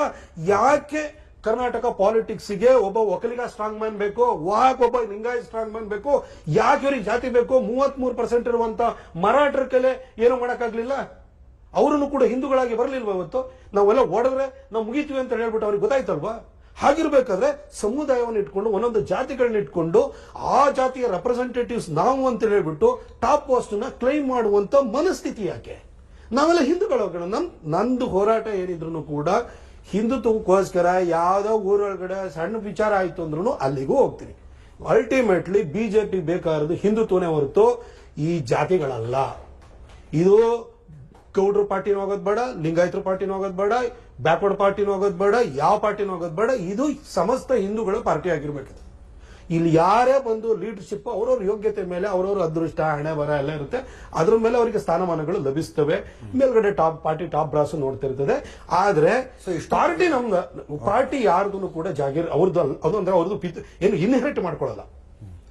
ಈ ಪಾರ್ಟಿನ ನಾವು ಬೆಳೆಸಬೇಕು ಅಂತ ಎಲ್ಲ ಸಂಘಟಿತವಾಗಿ ಹೋರಾಟ ಮಾಡಬೇಕು. ಇವತ್ತು ಮಹಾರಾಷ್ಟ್ರದಲ್ಲಿ ಯಾವ ರೀತಿ ಅಜಿತ್ ಪವಾರ್, ಏಕನಾಥ್ ಶಿಂದೆ ಎಲ್ಲರೂ ಇಟ್ಕೊಂಡು ಚುನಾವಣೆ 231 ಸೀಟ್ ಬಂದಾದ್ಮೇಲೂ ಕೂಡ 10 ದಿನ ಮುಖ್ಯಮಂತ್ರಿ ಆಗೋಕ್ಕೆ ಕಾಯ್ತಾರೆ ದೇವೇಂದ್ರ ಫಡ್ನವೀಸ್ ಅಂತಂದ್ರೆ 2019 ಕೂಡ 104 ಸೀಟು ನನಗೆ ಗೊತ್ತಿರೋ ಪ್ರಕಾರವಾಗಿ ಗೆದ್ದಿದ್ರು. ಅವಾಗ ಶಿವಸೇನೆ ಅವರು ಕೈಕೊಟ್ಟಿರುವಾಗ ಅವತ್ತು ಸರ್ಕಾರ ಮಾಡ್ಬೋದಿತ್ತು. ಅವತ್ತು ಮನುಷ್ಯ ಆ ನೋವನ್ನು ನುಂಗ್ಕೊಂಡು ಮತ್ತೆ ಸತತವಾಗಿ ಕೆಲಸ ಮಾಡಿಬಿಟ್ಟು ಯಾರಿಗೆ ದೋಖಾ ಭಾಗದಲ್ಲಿ ಅದೇ ಪಾರ್ಟಿನ ಹೊಡೆದಾಕಿದ್ರು. ಆಮೇಲೆ ಮರಾಠ ಫ್ಯಾಕ್ಟರಿನ ಇಟ್ಕೊಂಡ್ಬಿಟ್ಟು ಇವರು ಜಾತಿನ ತಗೊಂಬರಕ್ ಹೋದಾಗ ಅದು ಅಜಿತ್ ಪವಾರ್ನ ತಗೊಂಡ್ಬಂದ್ರು. ಈ ರೀತಿ ಸ್ಟ್ರಾಟಜೈಸ್ ಮಾಡ್ಬಿಟ್ಟು ಒಂದು ಪಾರ್ಟಿನ ಬಿಲ್ಡ್ ಮಾಡಿದ ಮನುಷ್ಯ ಇವತ್ತು ನನಗೆ ದೇವೇಂದ್ರ ಫಡ್ನವೀಸ್ ನನಗೆ ಬ್ರಾಹ್ಮಣ ಕಾಣಲ್ಲ, ದೇವೇಂದ್ರ ಫಡ್ನವೀಸ್ ಒಬ್ಬ ಹಿಂದೂ ಆಗಿ ಕಾಣ್ತಾರೆ. ಯೋಗಿ ಆದಿತ್ಯನಾಥ್ ಒಬ್ಬ ಠಾಕೂರ್ ಆಗಿ ಕಾಣಲ್ಲ, ಯೋಗಿ ಆದಿತ್ಯನಾಥ್ ಒಬ್ಬ ಹಿಂದೂ ಪ್ರೊಟೆಕ್ಟರ್ ಆಗಿ ನನಗೆ ಕಾಣಿಸ್ತಾರೆ. ಹಾಗಾಗಿ ಅವರಿಗೆ ಇವತ್ತು ಜನಮಾನಸದಲ್ಲಿ ಸ್ಥಾನವನ್ನು ಸಿಗ್ತಾರೆ. ಅವರ ರಾಜ್ಯದ ಗಡಿಗಳ ಆಚೆಗೂ ಕೂಡ ನಮ್ಮ ಕಾರ್ಯಕರ್ತರು ಅವರಿಂದ ಪ್ರೇರಿತರಾಗ್ತಾರೆ, ಅವ್ರ ಬಗ್ಗೆ ಒಂದು ಪ್ರೀತಿ ಭಾವನೆಯನ್ನು ಬಳಸ್ಕೊಂಡಿದ್ದಾರೆ. ಹಾಗಿರ್ಬೇಕಾದ್ರೆ ಅದೇ ಹಿಂದುತ್ವದ ಆಧಾರದ ಮೇಲೆ ಕರ್ನಾಟಕದಲ್ಲೂ ನಾವು ಯಾಕೆ ಈ ಪಾರ್ಟಿಯನ್ನು ಕಟ್ಟಬಾರದು, ನಾವು ಕೂಡ ಆ ಪ್ರೀತಿ ನಮ್ಮ ಕಾರ್ಯಕರ್ತರ ಪ್ರೀತಿಯನ್ನು ನಾವು ಯಾಕೆ ಗಳಿಸ್ಕೊಳಕ್ ಹೋಗಬಾರ್ದು. ನನ್ನ ಜೊತೆ ನನ್ನ ಹಿಂದೆ ಬರೀ ಒಕ್ಕಲಿಗರು ಇರಬೇಕು, ಲಿಂಗಾಯತರು ಇರಬೇಕು, ಬೆಸ್ಸಿ ಇರಬೇಕು, ಎಸ್ ಟಿ ಇರಬೇಕು, ಇವರು ಇದ್ದು ನನ್ನ ಜಾತಿನ ಇಟ್ಕೊಂಡ್ಬಿಟ್ಟು ನಾನು ಮಂತ್ರಿ ಸ್ಥಾನ ತಗೋತೀನಿ, ಮುಖ್ಯಮಂತ್ರಿ ಸ್ಥಾನ ತಗೋತೀನಿ. ಈ ಹೋರಾಟ ಬೇಡ. ನಮಗೆ ಬೇಕಾಗಿರುವಂತದ್ದು ಹಿಂದುತ್ವದ ಆಧಾರದ ಮೇಲೆ ನಮ್ಮ ಯೋಗ್ಯತೆ ಅದೃಷ್ಟದ ಮೇಲೆ ಕೇಂದ್ರದವರು ಯಾರಿಗೆ ಮುಖ್ಯಮಂತ್ರಿ ಸ್ಥಾನ ಕೊಡ್ತಾರೋ, ಇನ್ನೊಂದು ಸ್ಥಾನ ಕೊಡ್ತಾರೋ, ಮಂತ್ರಿ ಸ್ಥಾನ ಕೊಡ್ತಾರೋ ಕೊಡ್ಲಿ. ಆದ್ರೆ ನಮ್ಮ ಗುರಿ ಸಂಕಲ್ಪ ಉದ್ದೇಶ ಅನ್ನೋದು ಹಿಂದುತ್ವಕ್ಕೆ ನಮ್ಮ ಬದ್ಧತೆ ಆಗಿರಬೇಕು. ಅದನ್ನಷ್ಟೇ ನಾನು ಹೇಳಬಯಸ್ತೇನೆ. ಈ ಅರ್ಧ ಗಂಟೆಯಲ್ಲಿ ನೀವು ಮಾತಾಡಿದ್ದನ್ನಷ್ಟು ಸಾರಾಂಶವಾಗಿ ಹೇಳೋದಾದ್ರೆ, ನೀವು ವಿಷಯಾಧಾರಿತ ಬೆಂಬಲ ಕೊಡುವುದಕ್ಕೆ ಆ ಟೀಮಿನಲ್ಲಿ ಹೋಗಿ ಮೀಟಿಂಗ್ ನಲ್ಲಿ ಭಾಗಿಯಾಗಿದ್ದೀರ ಹೊರತು ಬಂಡಾಯ ನಾಯಕರಾಗಿ ಗುರುತಿಸಿಕೊಳ್ಳೋದು ನಿಮ್ಗೆ ಇಷ್ಟ ಇಲ್ಲ. ವಿಚಾರ ನಮ್ಮ ಹಿಂದೂಗಳ ಭೂಮಿಯನ್ನು ಕಬಳಿಸ್ತಿರೋದು. ನಾನು ಹೇಳಿದೆ, ನಾನು ನೇರವಾಗಿ ಹೇಳ್ತೀನಿ, ನಾನೊಬ್ಬ ರಾಷ್ಟ್ರವಾದಿ, ನಾನು ಸಂಘದ ಚಿಂತನೆಯಲ್ಲಿ ನಂಬಿಕೆ ಇಟ್ಟರು. ಆ ಕಾರಣಕ್ಕೋಸ್ಕರ ಆ ಚಿಂತನೆಗೆ ಪೂರಕವಾಗಿ ಈ ವಿಚಾರ ಇರೋದ್ರಿಂದ ನಾನು ಹೋಗಿದ್ದೀನಿ. ಅದೇ ಆರ್ದ ವಿರುದ್ಧ ಸ್ಕೀಮಿಂಗ್ ಮಾಡೋ ಅಂತ ಯೋಜನೆ ಆಗಿತ್ತು ಅಂತಂದ್ರೆ 100% ನಾನು ಅಲ್ಲಿ ಇರ್ತಿರ್ಲಿಲ್ಲ. ಯಾಕಂದ್ರೆ ಯಾರದ್ರು ಯಾರ ವಿರುದ್ಧನೋ ಇದು ಮಾಡೋದು, ಪಿತೂರಿ ಮಾಡೋದು, ಯಾರನ್ನ ಮುಗಿಸ್ಬೇಕು, ಯಾವ್ದೋ ನಾಯಕತ್ವ ಹೊಡ್ಕೊಳ್ಬೇಕು, ಆ ತರ ಯೋಚನೆ ಇಟ್ಕೊಂಡವ್ರ ಜೊತೆ ನಾನು ಯಾವತ್ತೂ ಕೈ ಜೋಡಿಸಿಲ್ಲ. ಯಾಕಂದ್ರೆ ನನಗೆ ವೈಯಕ್ತಿಕವಾಗಿ ನಾನೇನೋ ಆಗ್ಬೇಕು ಅಂತ ನನಗೆ ಆಸೆನೇ ಇಲ್ಲ. ಹಂಗಿರ್ಬೇಕಾದ್ರೆ ಬೇರೆಯವರ ಆಸೆಗೆ ನೀರೇರಕ್ಕೆ ನಾನೇ ಹಾಕೋಗ್ಲಿ. ನ್ಯೂಸ್ ಅವರ್ ಸ್ಪೆಷಲ್ ನಲ್ಲಿ ಒಂದು ಸಣ್ಣ ಬ್ರೇಕ್ ನ ಸಮಯ. ಬ್ರೇಕ್ ನ ನಂತರ ವಿರೋಧ ಪಕ್ಷದ ನಾಯಕ ಹಾಗೆಯೇ ಒಬ್ಬ ನಿಮ್ಮ ಬಿಜೆಪಿ ಪಕ್ಷದ ಏನು ಒಬ್ಬ ರಾಜ್ಯಾಧ್ಯಕ್ಷರಿದ್ದಾರೆ ವಿಜಯೇಂದ್ರ ಅವರು, ಒಬ್ಬ ಅನಾನುಭವಿ ರಾಜಕಾರಣಿ. ಇದನ್ನ ನಿಮ್ಮ ಪಕ್ಷದಲ್ಲೂ ಹೋಗ್ತಾ ಇಲ್ಲ. ಯಾಕಂದ್ರೆ ಈ ವಿಚಾರನ ರಮೇಶ್ ಜಾರಕಿಹೊಳಿ ಅವರು ಎಲ್ಲಾ ಚಾನೆಲ್ ಅಲ್ಲೂ ಎಲ್ಲಾ ಮಾಧ್ಯಮದಲ್ಲೂ ಮಾತಾಡ್ತಾನೆ ಇದ್ದಾರೆ. ಇವ್ರು ರಾಜ್ಯಾಧ್ಯಕ್ಷ ಆದ್ರೆ ಯಾವುದೇ ಚುನಾವಣೆಗೆ ಬರಲ್ಲ, ನಾವು ಇವ್ರ ನಾಯಕತ್ವದಲ್ಲಿ ನಾವಿರಲ್ಲ ಬಿಜೆಪಿಯಲ್ಲಿ. ಇನ್ನೊಂದು ವಿಚಾರ ಸ್ಪಷ್ಟವಾಗಿ ಕೇಳಕೊಡ್ತೀನಿ, ನೀವು ವಕ್ಫ್ ಬೋರ್ಡ್ ವಿರುದ್ಧ ಹೋರಾಟ ಮಾಡ್ತಾ ಇದ್ರ ಇಲ್ಲ ವಿಜಯೇಂದ್ರ ಅವ್ರನ್ನ ರಾಜ್ಯಾಧ್ಯಕ್ಷ ಸ್ಥಾನದಿಂದ ಇಳಿಸ್ಬೇಕಂತ ಹೋರಾಟ ಮಾಡ್ತಾ ಇದ್ರೆ ನಮಗೆ ಎರಡು ಸ್ಪಷ್ಟವಾಗಿ ಅರ್ಥ ಆಗ್ತಾ ಇಲ್ಲ ಸರ್. ನಾನು ಆಗ್ಲೇ ನಿಮಗೆ ಕ್ಲಾರಿಟಿ ಕೊಟ್ಟೆ. ನಮ್ಮ ಅಪ್ಪ ಯಾರು ಅನ್ನೋದ್ರಿಂದ ಪ್ರಾರಂಭ ಮಾಡ್ಕೊಂಡು ಬಂದು ಹೇಳಿದೆ ಸರ್. ನೀವೇನು ಪ್ರಶ್ನೆ ಕೇಳಿದ್ರೆ ಉತ್ತರ ಕೇಳಿಸ್ಕೊಳ್ಳಿ ದಯವಿಟ್ಟು. ಈಗ ಚುನಾವಣೆ ಇರೋದು 3.5 ವರ್ಷದ ನಂತರ. ಆವಾಗ MLA ಆಗಬೇಕು, ಅದಾದ ನಂತರ ಇಲ್ಲಿ ಅಸೆಂಬ್ಲಿ ಬರಬೇಕು, ಇನ್ನೇನೋ ಆಗಬೇಕು, ಅದು ಆಚೆಗಿರೋದು. ಇವತ್ತು ವಫ್ದ್ ವಿಚಾರ ತಗೊಂಡಿದೀವಿ. ಈ ವಿಚಾರ ಇನ್ನು 3.5 ವರ್ಷ ಇರುತ್ತೆ ಅಂದ್ರೆ ನೆನ್ನೆ ಆಗಿದೆ, ಜನಕ್ಕೆ ಇವತ್ತಿಗೆ ಮರ್ತೋಗಿರುತ್ತೆ. ಹಾಗಾಗಿ ನಮ್ಮ ವಿಷಯಾಧಾರಿತವಾಗಿ ನಮ್ಮ ರೈತರು ಇವತ್ತೇನಾಗಿದೆ, ನಮ್ಮ ಮಠ ಮಾನ್ಯಗಳು ಏನಿದಾವೆ ಇವು ನಡೆದಿದ್ದೆ ನಮ್ಮ ರೈತರಿಂದಾಗಿ. ಯಾಕಂದ್ರೆ ಕಟಾವಿನ ಟೈಮ್ ಒಳಗಡೆ ಕಟಾವಾದ ಕೂಡಲೇ ಏನ್ ಮಾಡ್ರು, ಸ್ವಾಮಿಗಳು ಏನ್ ಮಾಡ್ರು, ಗಾಳಿ ಬಂಡಿ ಎತ್ಕೊಂಡ್ಬಿಟ್ಟು ಎಲ್ಲ ಊರಿಗೆ ಹೋಗ್ರು, ಜೋಳ ಹಿಡ್ಕೊಂಡೋಗಿ ದವಸ ಧಾನ್ಯ ನಿಮಗೆ ಅಕ್ಕಿ ಇರ್ಬೋದು, ರಾಗಿ ಇರ್ಬೋದು, ಜೋಳ ಇರ್ಬೋದು, ಇದನ್ನ ಕೊಡ್ತಾ ಇದ್ರು. ಜೊತೆಗೆ ಕಾಣಿಕೆನೂ ಕೊಡೋರು ಅವರಿಗೆ. ಅದರಲ್ಲಿ ಮಠಗಳಲ್ಲಿ ಅನ್ನದಾಸೋಹ ನಡೀತಿತ್ತು, ಅಕ್ಷರದಾಸೋಹ ನಡೀತಿತ್ತು. ಇವತ್ತು ಮಠಗಳನ್ನ ಬೆಳೆಸಿದಂತಹ ಮಠಗಳಲ್ಲಿರುವಂತಹ ಅನ್ನದಾಸೋಹ, ದಾಸೋಹಕ್ಕೆ ಕಾರಣವಾದಂತಹ ರೈತನ ಭೂಮಿ ಕಳ್ಕೊಳ್ಳುವಂತ ಪರಿಸ್ಥಿತಿ ಬಂದಿದೆಯಲ್ಲ. ಇವಾಗ ನಮ್ಮ ರೈತನ ಉಳಿಸ್ಕೊಳ್ಳಿಲ್ಲ ಅಂದ್ರೆ ಪರಿಸ್ಥಿತಿ ಎಲ್ಲಿಗೆ ಹೋಗ್ಬೋದು? ಈ ವಿಚಾರಕ್ಕೋಸ್ಕರವಾಗಿ ನಾವು ಈ ಹೋರಾಟವನ್ನು ಕೈಗೆತ್ತಿಕೊಂಡಿದ್ದೀವಿ. ಯಾರ್ದೋ ವಿಚಾರ ಇದ್ದು ಬೇರೆಯವ್ರದ್ದು ಇದಕ್ಕಂತಲ್ಲ. ಆಮೇಲೆ ಯಾರು ಸಮರ್ಥರೋ ಅಸಮರ್ಥರೋ ಇದ್ರ ಬಗ್ಗೆ ನಾನು ಸರ್ಟಿಫಿಕೇಟ್ ಕೊಡಕ್ ಹೋಗಲ್ಲ. ಈಗ ಅಶೋಕಣ್ಣ ಅವರು ನನಗೆ ಗೊತ್ತಿರೋ ಪ್ರಕಾರ 6 ಸರಿ ಗೆದ್ದಿದ್ದಾರೆ ನೋಡಿ. ಇವತ್ತು ಬಿಜೆಪಿ ಬೆಳೆದು ದೊಡ್ಡದಾಗಿದೆ. 6 ಟರ್ಮ್ ಹಿಂದಕ್ಕೆ ಹೋಗಿ ಉತ್ತರಾಡಿ ಕ್ಷೇತ್ರದಲ್ಲಿ ಬಿಜೆಪಿ ಇತ್ತ ಅವತ್ತು. ಬೆಂಗಳೂರು ಅಂತ ಕ್ಷೇತ್ರದಲ್ಲಿ ಎಂತೆಂತ ದೊಡ್ಡ ದೊಡ್ಡ ಕುಳಗಳು, ಅವಾಗೆಲ್ಲ ಲಿಕ್ಕರ್ ಲಾಬಿ, ಎಜುಕೇಶನ್ ಲಾಬಿ, ಈ ತರದವರು ರೂಲ್ ಮಾಡ್ತಾ ಇರುವಂತ ಸಂದರ್ಭದಲ್ಲಿ ಇಲ್ಲಿ ಬಿಜೆಪಿ ಬಾವುಟ ಹಾರಿಸಿದ್ರಲ್ವ ಅಶೋಕಣ್ಣ? ಇವತ್ತು ನಿಮಗೆ 6 ಟರ್ಮ್ ನೋಡಾದ್ಮೇಲೆ ನಿಮಗೆ ಅನ್ನಿಸ್ಬೋದು ಅವರು ಸಮರ್ಥರೋ ಅಸಮರ್ಥರೋ ಅಂತ ಅನ್ನಿಸ್ಬೋದು. ಎಲ್ಲರೂ ಕೂಡ ಈಗ ಅರುಣ್ ಜೇಟ್ಲಿ ತರ ಬಿಜೆಪಿನಲ್ಲಿರುವಂತ 240 ಜನ ಎಂಪಿಗಳಿಗೆ ಮಾತಾಡಕ್ ಆಗುತ್ತಾ? ಆಗಲ್ಲ. ಕೆಲವರಿಗೆ ವಿಷಯ ಪ್ರತಿಪಾದನೆ ಅದು ಕೆಲವರಿಗೆ ಸಿದ್ಧಿಸಿರುತ್ತೆ, ಕೆಲವರಿಗೆ ಸಿದ್ಧಿಸಿರಲ್ಲ. ಹಾಗಂತ ಪಾರ್ಟಿಯ ಸಿದ್ಧಾಂತದ ಬದ್ಧತೆ ಇದೆಯಲ್ಲ ಅದನ್ನ ನೋಡ್ಬಿಟ್ಟೆ ಕೇಂದ್ರದ ನಾಯಕತ್ವ ಅವರಿಗೆ ಆ ಸ್ಥಾನವನ್ನು ಕೊಟ್ಟಿರ್ತಾರೆ. ಈಗ ವಿಜೇಂದ್ರ ಅವರಿಗೆ ಈ ಸಂದರ್ಭದಲ್ಲಿ ಒಂದು ಸಂದಿಗ್ಧ ಸಂದರ್ಭ, ಚುನಾವಣೆ ಫಾಸ್ಟ್ ಆಗಿ ಅಪ್ರೋಚ್ ಆಗ್ತಾ ಇತ್ತು, ಇದು ಲೋಕಸಭಾ ಇದು ಬರ್ತಾ ಇತ್ತು. ಇಡೀ ದೇಶಾದ್ಯಂತನೂ ಕೂಡ ನಾವು 400ಕ್ಕಿಂತ ಹೆಚ್ಚು ಸೀಟ್ ಗೆಲ್ಲಬೇಕು, ತುಂಬಾ ಬದಲಾವಣೆಗಳನ್ನು ತರಬೇಕು ಅಂತ ಎಲ್ಲ ಯೋಚನೆಯನ್ನು ಮಾಡಿದ್ರು. ಆ ಸಂದರ್ಭದಲ್ಲಿ ಕರ್ನಾಟಕ 2023 ಚುನಾವಣೆಯಲ್ಲಿ ನಾವು ಆ ರೀತಿ ಕೆಳಗಡೆ ಬಿದ್ದೋಗಿದ್ದು, 66 ಸೀಟಿಗೆ ಇಳಿದೋಗಿದ್ದು. ಈ ಸಂದರ್ಭದಲ್ಲಿ ಈ ಒಂದು ವಿಪ್ಲವದ ಕಾಲದಲ್ಲಿ ಯಾರು ಇದನ್ನ ಮುಂದಕ್ಕೆ ತಗೊಂಡು ಹೋಗ್ಬೋದು? ಆಗ ಯಡಿಯೂರಪ್ಪ ಸಾಹೇಬರು ಅವರ ಅದು ರಾಜಕೀಯ ಅಂತಲೇ ಒಂದು ಚುನಾವಣಾ ರಾಜಕೀಯ ಅಂತ ಮುಗಿದಿತ್ತು. ಅವರು ಹಿಂದೆ ನಿಂತ್ಕೊಂಡು ಗೈಡ್ ಮಾಡ್ತಾರೆ, ಇನ್ನೊಂದು ಮಾಡ್ತಾರೆ. ಆಗ ವಿಜೇಂದ್ರ ಅವರಿಗೆ ನೇತೃತ್ವವನ್ನು ಕೊಟ್ಟರು. ಆ ಸಂದರ್ಭಕ್ಕೆ ಅವ್ರನ್ನ ತಗೊಂಡ್ಬಂದಿದ್ದಾರೆ. ಈಗ ಅವರು 1 ವರ್ಷ ಆಯ್ತು. ಈಗ ನಿಮ್ಗೆ ಕಾರ್ಯಕರ್ತರು ಇರ್ಬೋದು, ಯಾರಿರ್ಬೋದು, ರಿವ್ಯೂ ಮಾಡ್ತಾರೆ. ನಾವು ಕಾರ್ಯಕರ್ತರು ಏನೇ ಹೇಳಿ, ಜನ ಏನೇ ಮಾತಾಡ್ಕೊಳ್ಳಿ, ಅದನ್ನ ನಾವು ಪಾಸಿಟಿವ್ ಆಗಿ ತಗೊಂಡು ನಮ್ಮ ಹತ್ರ ತಪ್ಪುಗಳಿತ್ತು ಅಂದ್ರೆ ನಾವು ನಿರೀಕ್ಷೆಗೆ ತಕ್ಕಾಗಿ ನಡ್ಕೊಳ್ಳಿಲ್ಲ ಅಂತಂದ್ರೆ ನಾವು ಆತ್ಮಾವಲೋಕನವನ್ನು ಮಾಡಿಕೊಂಡು ಅದು ತಕ್ಕ ಹಾಗೆ ನಮ್ಮನ್ನು ಅಣಿಗೊಳಿಸ್ಕೊಳ್ಳುವಂಥದ್ದು ಮಾಡಬೇಕೇ ಹೊರತು ಯಾರನ್ನೂ ನಾನಿಲ್ಲಿ ಇಲ್ಲ ಇವ್ರ ಕೈಲಿ ಏನೂ ಆಗಲ್ಲ, ಅವ್ರ ಕೈಲಿ ಏನೂ ಆಗಲ್ಲ. ಜನ ಏನೋ ಒಂದೊಂದ್ಸರಿ ಮಾತಾಡ್ತಾರೆ. ಆದ್ರೆ ಜನ ಏನ್ ಹೇಳ್ತಾರೆ, ಜನನ ನಮ್ಮ ಕ್ರಿಟಿಕ್ಸ್ ಅಂತ ನೋಡ್ಕೊಳ್ಳೋದು ಬೇಡ, ನಮ್ಮ ಮಾರ್ಗದರ್ಶಕರು ಅಂತ ಅನ್ಕೊಂಡು ನಾವು ಸರಿಪಡಿಸ್ಕೊಂಡು ಹೋದ್ರೆ ಒಳ್ಳೇದಾಗುತ್ತೆ. ಹಾಗಾದ್ರೆ ಯಾಕೆ ಸರ್ ಇಷ್ಟು ತಿಕ್ಕಾಟ? ನಾನು ನಿಮಗೆ ಸ್ಟಾರ್ಟಿಂಗ್ ಹೇಳ್ತಾ ಇದ್ದೆ ಯಾವ ಮಟ್ಟಕ್ಕೆ ಅಂದ್ರೆ ರಾಜ್ಯಕ್ಕೆಲ್ಲ ಅಧ್ಯಕ್ಷನೇ ನೋಡಂಗ ಆಗ್ಬಿಡುತ್ತೆ ನಿಮ್ ತಿಕ್ಕಾಟ. ಇಲ್ಲಿ ಬಿಡಿ ನೋಡಿ, ನೀವು ಕಾಂಗ್ರೆಸ್ ಹೌದು ಸರ್. ಈ DK ಅವರು ಮತ್ತೆ ಇವರು ಸಿದ್ದರಾಮಯ್ಯ ಹೊಡೆದಾಡ್ತಾರಲ್ಲ, ಪಾಪ ಈ DK ಎಲ್ಲಿ ಬಂದು ನನ್ನ ಚೇರ್ ಎಳಿತಾರೋ ಅಂತ ಹೇಳ್ಬಿಟ್ಟು ಅವರು ಹೊಡೆದಾಡ ಯೋಚನೆ ಮಾಡ್ತಾ ಇರ್ತಾರೆ. ಅದಕ್ಕೋಸ್ಕರ ಅಲ್ಲಿ ಹೋಗ್ಬಿಟ್ಟು ಸತೀಶ್ ಜಾರಕಿಹೊಳಿ ಹೇಳಿಕೆ ಕೊಡಿಸ್ತಾ ಇರ್ತಾರೆ.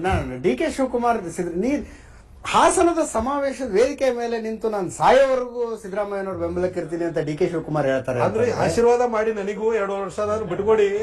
ನೀವು ಒಬ್ಬರೇ ಅಲ್ಲ, ನೀವು 2ನೇ ಸರಿ ಮುಖ್ಯಮಂತ್ರಿ ಆಗಿರಿ. ನೀವು ಒರಿಜಿನಲ್ ಕಾಂಗ್ರೆಸ್ಸಿಗೆ ಅಲ್ಲ. ನೀವು ನಾನು ಪಾರ್ಟಿನಲ್ಲಿ 89ರಿಂದ ಗೆದ್ಕೊಂಡ್ ಬಂದಿದ್ದೀನಿ, ಬಿಟ್ಕೊಡಿ ಸಿದ್ದರಾಮಯ್ಯನವರೇ ಅಂತ ಹೇಳ್ಬಿಟ್ಟು ನೋಡಿ. ಪಬ್ಲಿಕ್ ಕನ್ಸಮ್ ಈ ಪಾಲಿಟಿಷಿಯನ್ಸ್ ವೇದಿಕೆಯಲ್ಲಿ ಹೇಳೋದೇ ಬೇರೆ ಇರುತ್ತೆ, ಒಳಗಡೆ ಇರೋದೇ ಬೇರೆ ಇರುತ್ತೆ.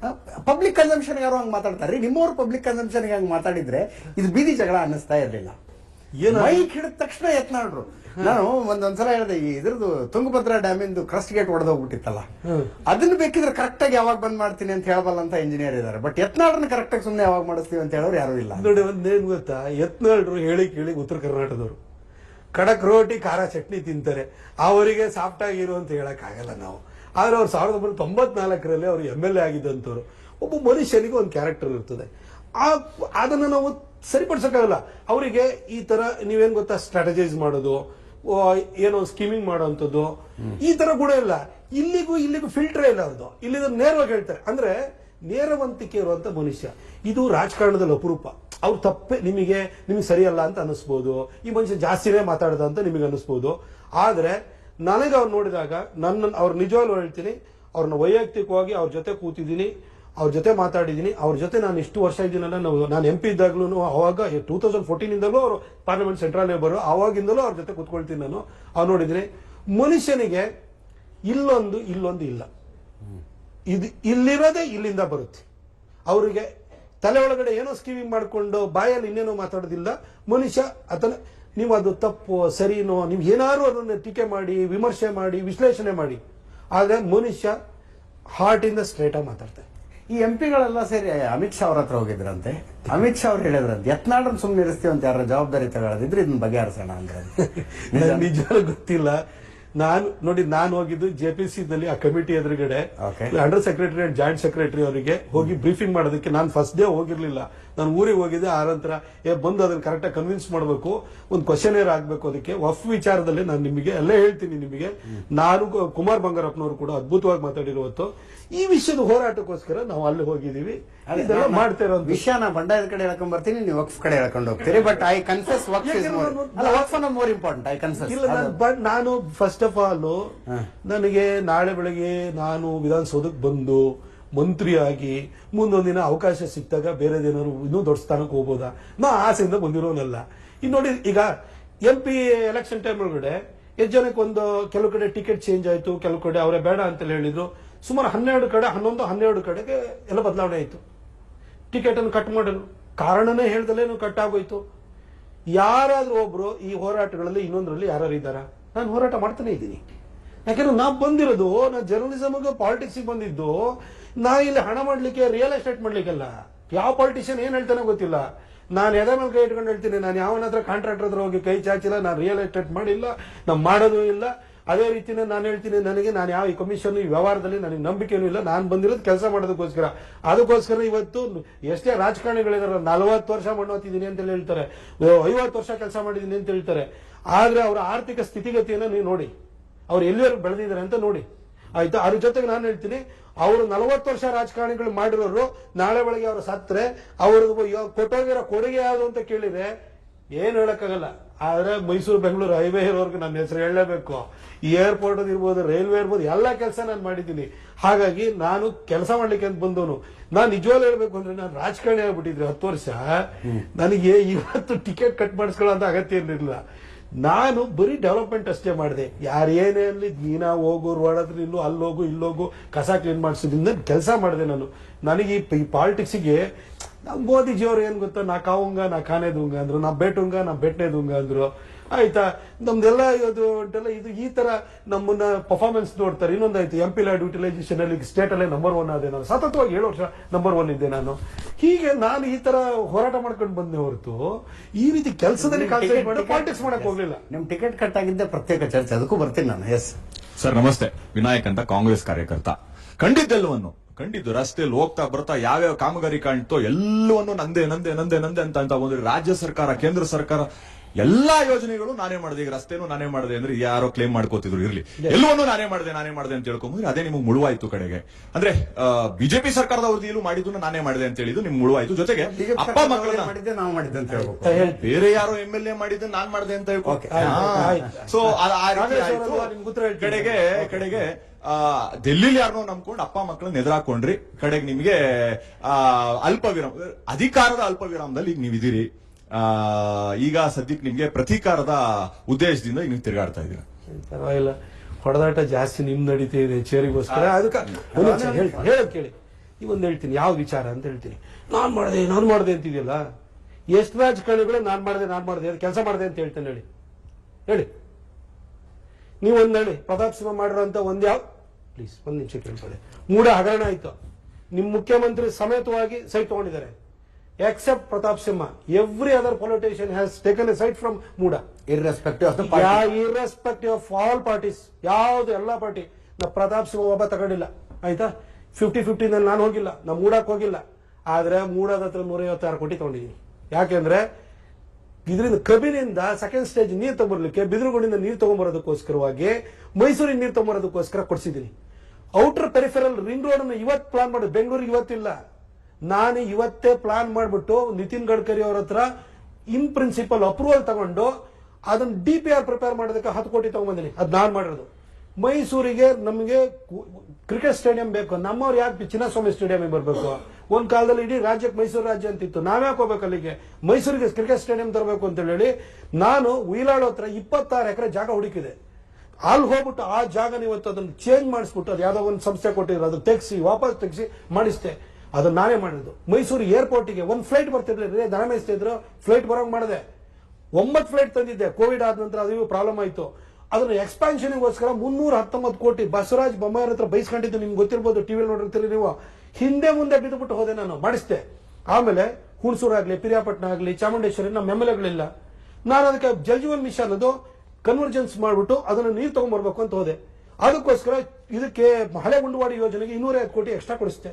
ಪಿರಿಯಾಪಟ್ಟಣಕ್ಕೆ 213 ಕೋಟಿ ಕೊಡಿಸ್ತೆ, 239 ಕೋಟಿ. ಹುಣಸೂರಿಗೆ 213 ಕೋಟಿ ಕೊಡಿಸ್ತೆ.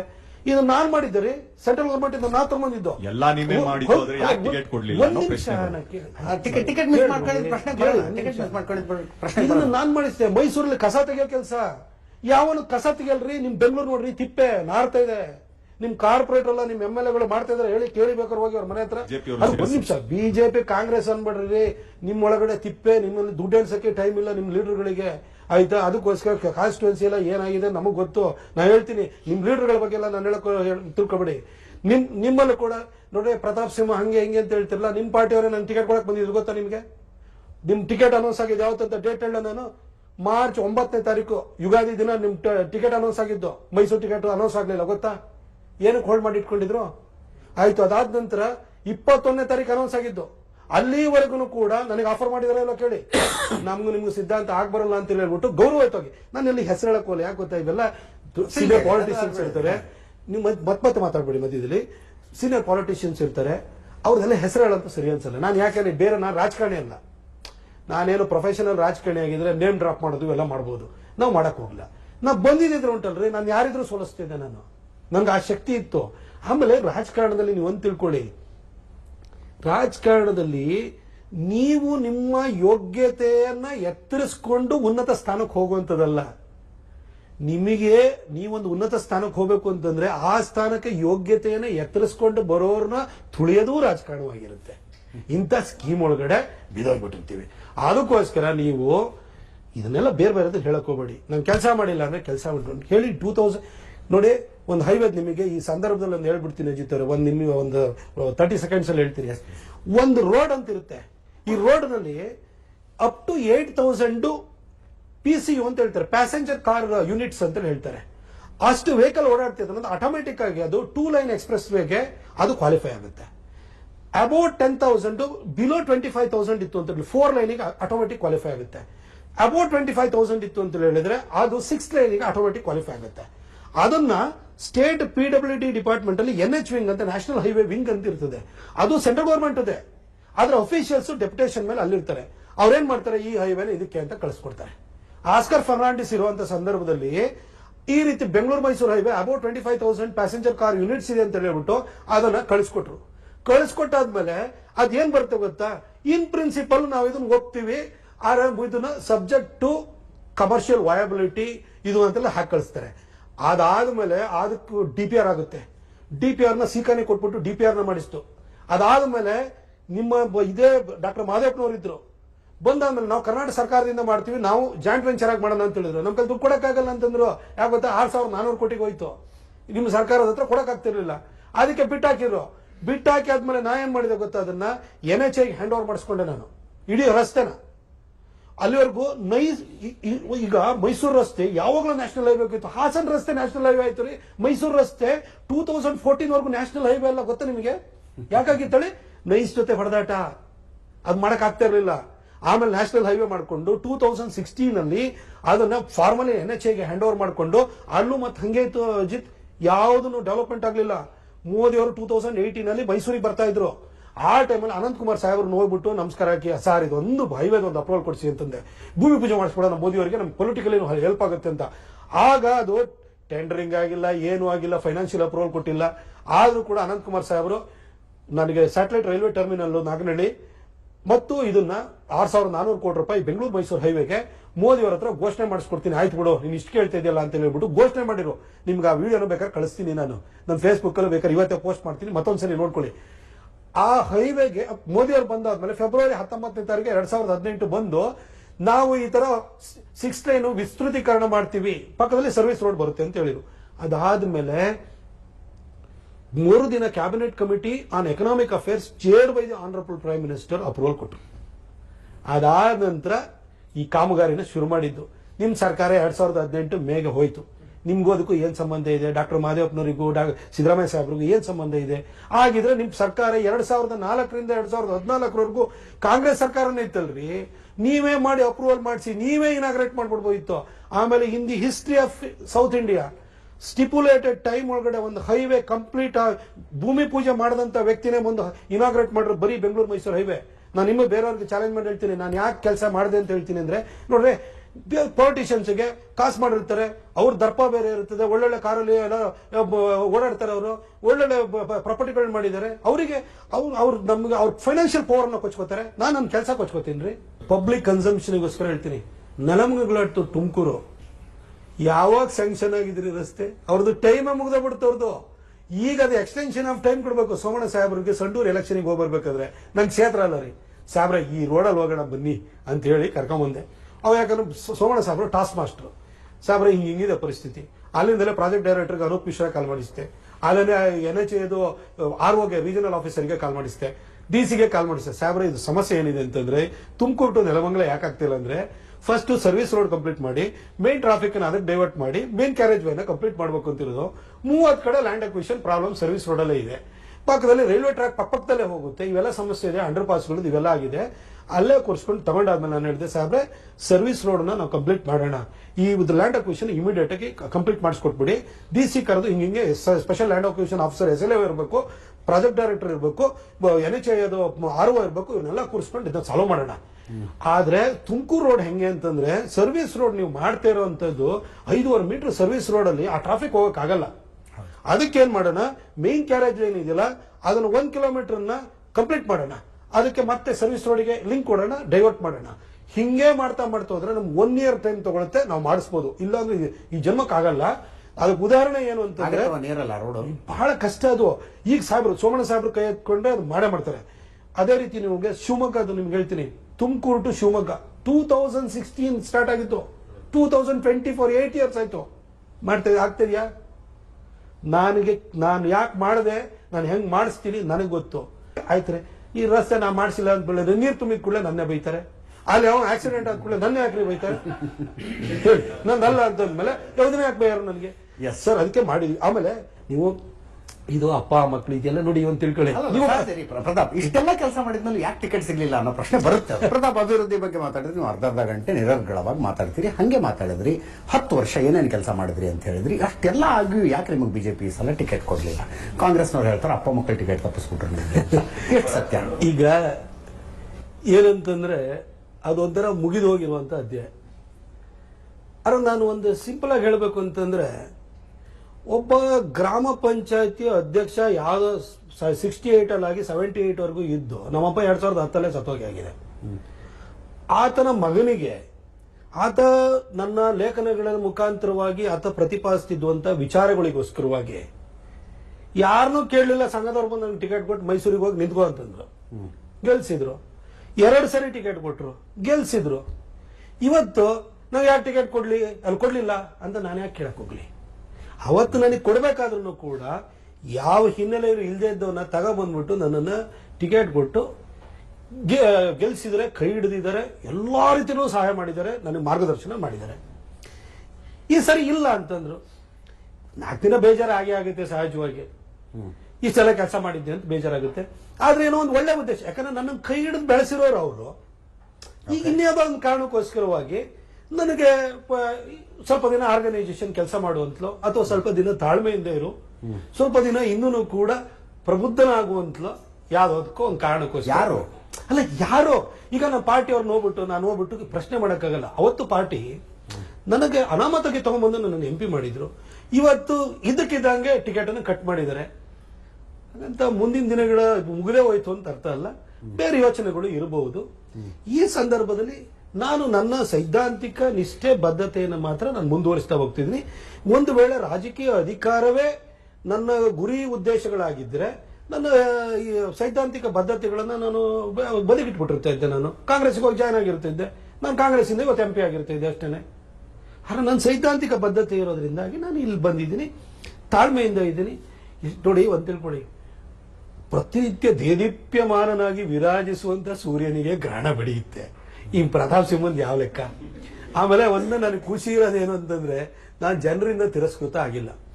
ಆಮೇಲೆ ಯಾವುದೇ ರಾಜಕಾರಣಿಗಳ ಜೀವನವನ್ನು ನೋಡಿ, ಸಿದ್ದರಾಮಯ್ಯ ಸಾಹೇಬರು 3 ಎಲೆಕ್ಷನ್ ಅಲ್ಲಿ ಸೋತಿದ್ದಾರೆ, HD ದೇವೇಗೌಡರು 2 ಎಲೆಕ್ಷನ್ ಅಲ್ಲಿ ಸೋತಿದ್ದಾರೆ, ಯಡಿಯೂರಪ್ಪ ಸಾಹೇಬರು ಅವರು 1 ಎಲೆಕ್ಷನ್ ಅಲ್ಲಿ ಸೋತಿದ್ದಾರೆ, ಪಾರ್ಟಿಯಿಂದ ಆಚೆ ಹೋಗಿ ಅತಂತ್ರವಾಗಿ ವಾಪಸ್ ಬಂದಿದ್ದಾರೆ. ಅದೇ ರೀತಿಯಲ್ಲಿ ಖರ್ಗೆ ಸಾಹೇಬರು ಸೋತೋಗಿದ್ದಾರೆ, ಪರಮೇಶ್ವರ್ ಸಾಹೇಬರು ಸೋತಿದ್ದಾರೆ, ಕುಮಾರಣ್ಣ ಸೋತಿದ್ದಾರೆ.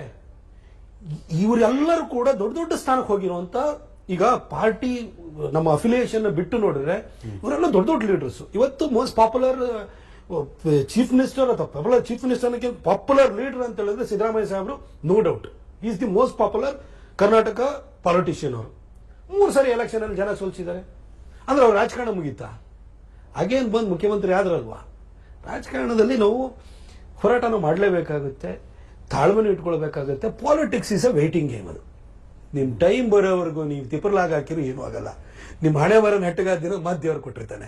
ಹಣೆ ಬರ ಕೆಟ್ಟಿತ್ತು, ಕಳ್ಕೊಂಡಿದ್ದೀರಿ, ಅದ್ರ ಬಗ್ಗೆ ಈಗ ಯೋಚನೆ ಮಾಡಲ್ಲ ಇನ್ನು. ಒಂದು ಸಣ್ಣ ಬ್ರೇಕ್ ನ್ಯೂಸ್ ಆರ್ ಸ್ಪೆಷಲ್ ನಲ್ಲಿ. ಆನಂತರ ಮಾಜಿ ಹಿನ್ನೆಲೆಯಾಗಿ ಇಟ್ಕೊಂಡು ಕುಟುಂಬ ರಾಜಕಾರಣವನ್ನು ನೀವು ಹೆಂಗೆ ನೋಡ್ತೀರಿ?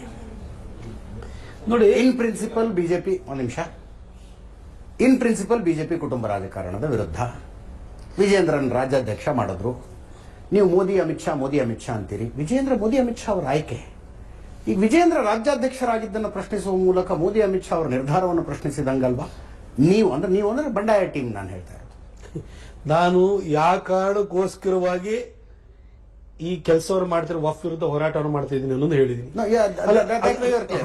ಕುಟುಂಬ ರಾಜಕಾರಣದ ವಿಷಯ, ಕುಟುಂಬ ರಾಜಕಾರಣದ ವಿಷಯಕ್ಕೆ ಬಂದಾಗ ವಂಶವಾದ ಅಂತ ಹೇಳಿ ನಾವು ಮಾತಾಡಿದೀವಿ, ಪರಿವಾರವಾದ ಅಂತ ಹೇಳಿದೀವಿ, ಭ್ರಷ್ಟಾಚಾರ ಹೇಳಿದೀವಿ, ನಾ ಕಾಣೆದುಂಗ ಅಂತ ಹೇಳಿದೀವಿ. ನಾವೆಲ್ಲ ವಿಚಾರಗಳನ್ನ ಹೇಳಿದ್ರೆ ಇದು ಈ ವಿಚಾರದ ಬಂದಾಗ ಪರಿವಾರವಾದ ಅಂದ್ರೆ ಏನು, ವಂಶವಾದ ಪರಿವಾರವಾದ ಏನು ಅಂತ ಅದಕ್ಕೆ ಮೋದಿಜಿ ಅವರು ಸ್ಪಷ್ಟೀಕರಣ ಕೊಟ್ಟರು.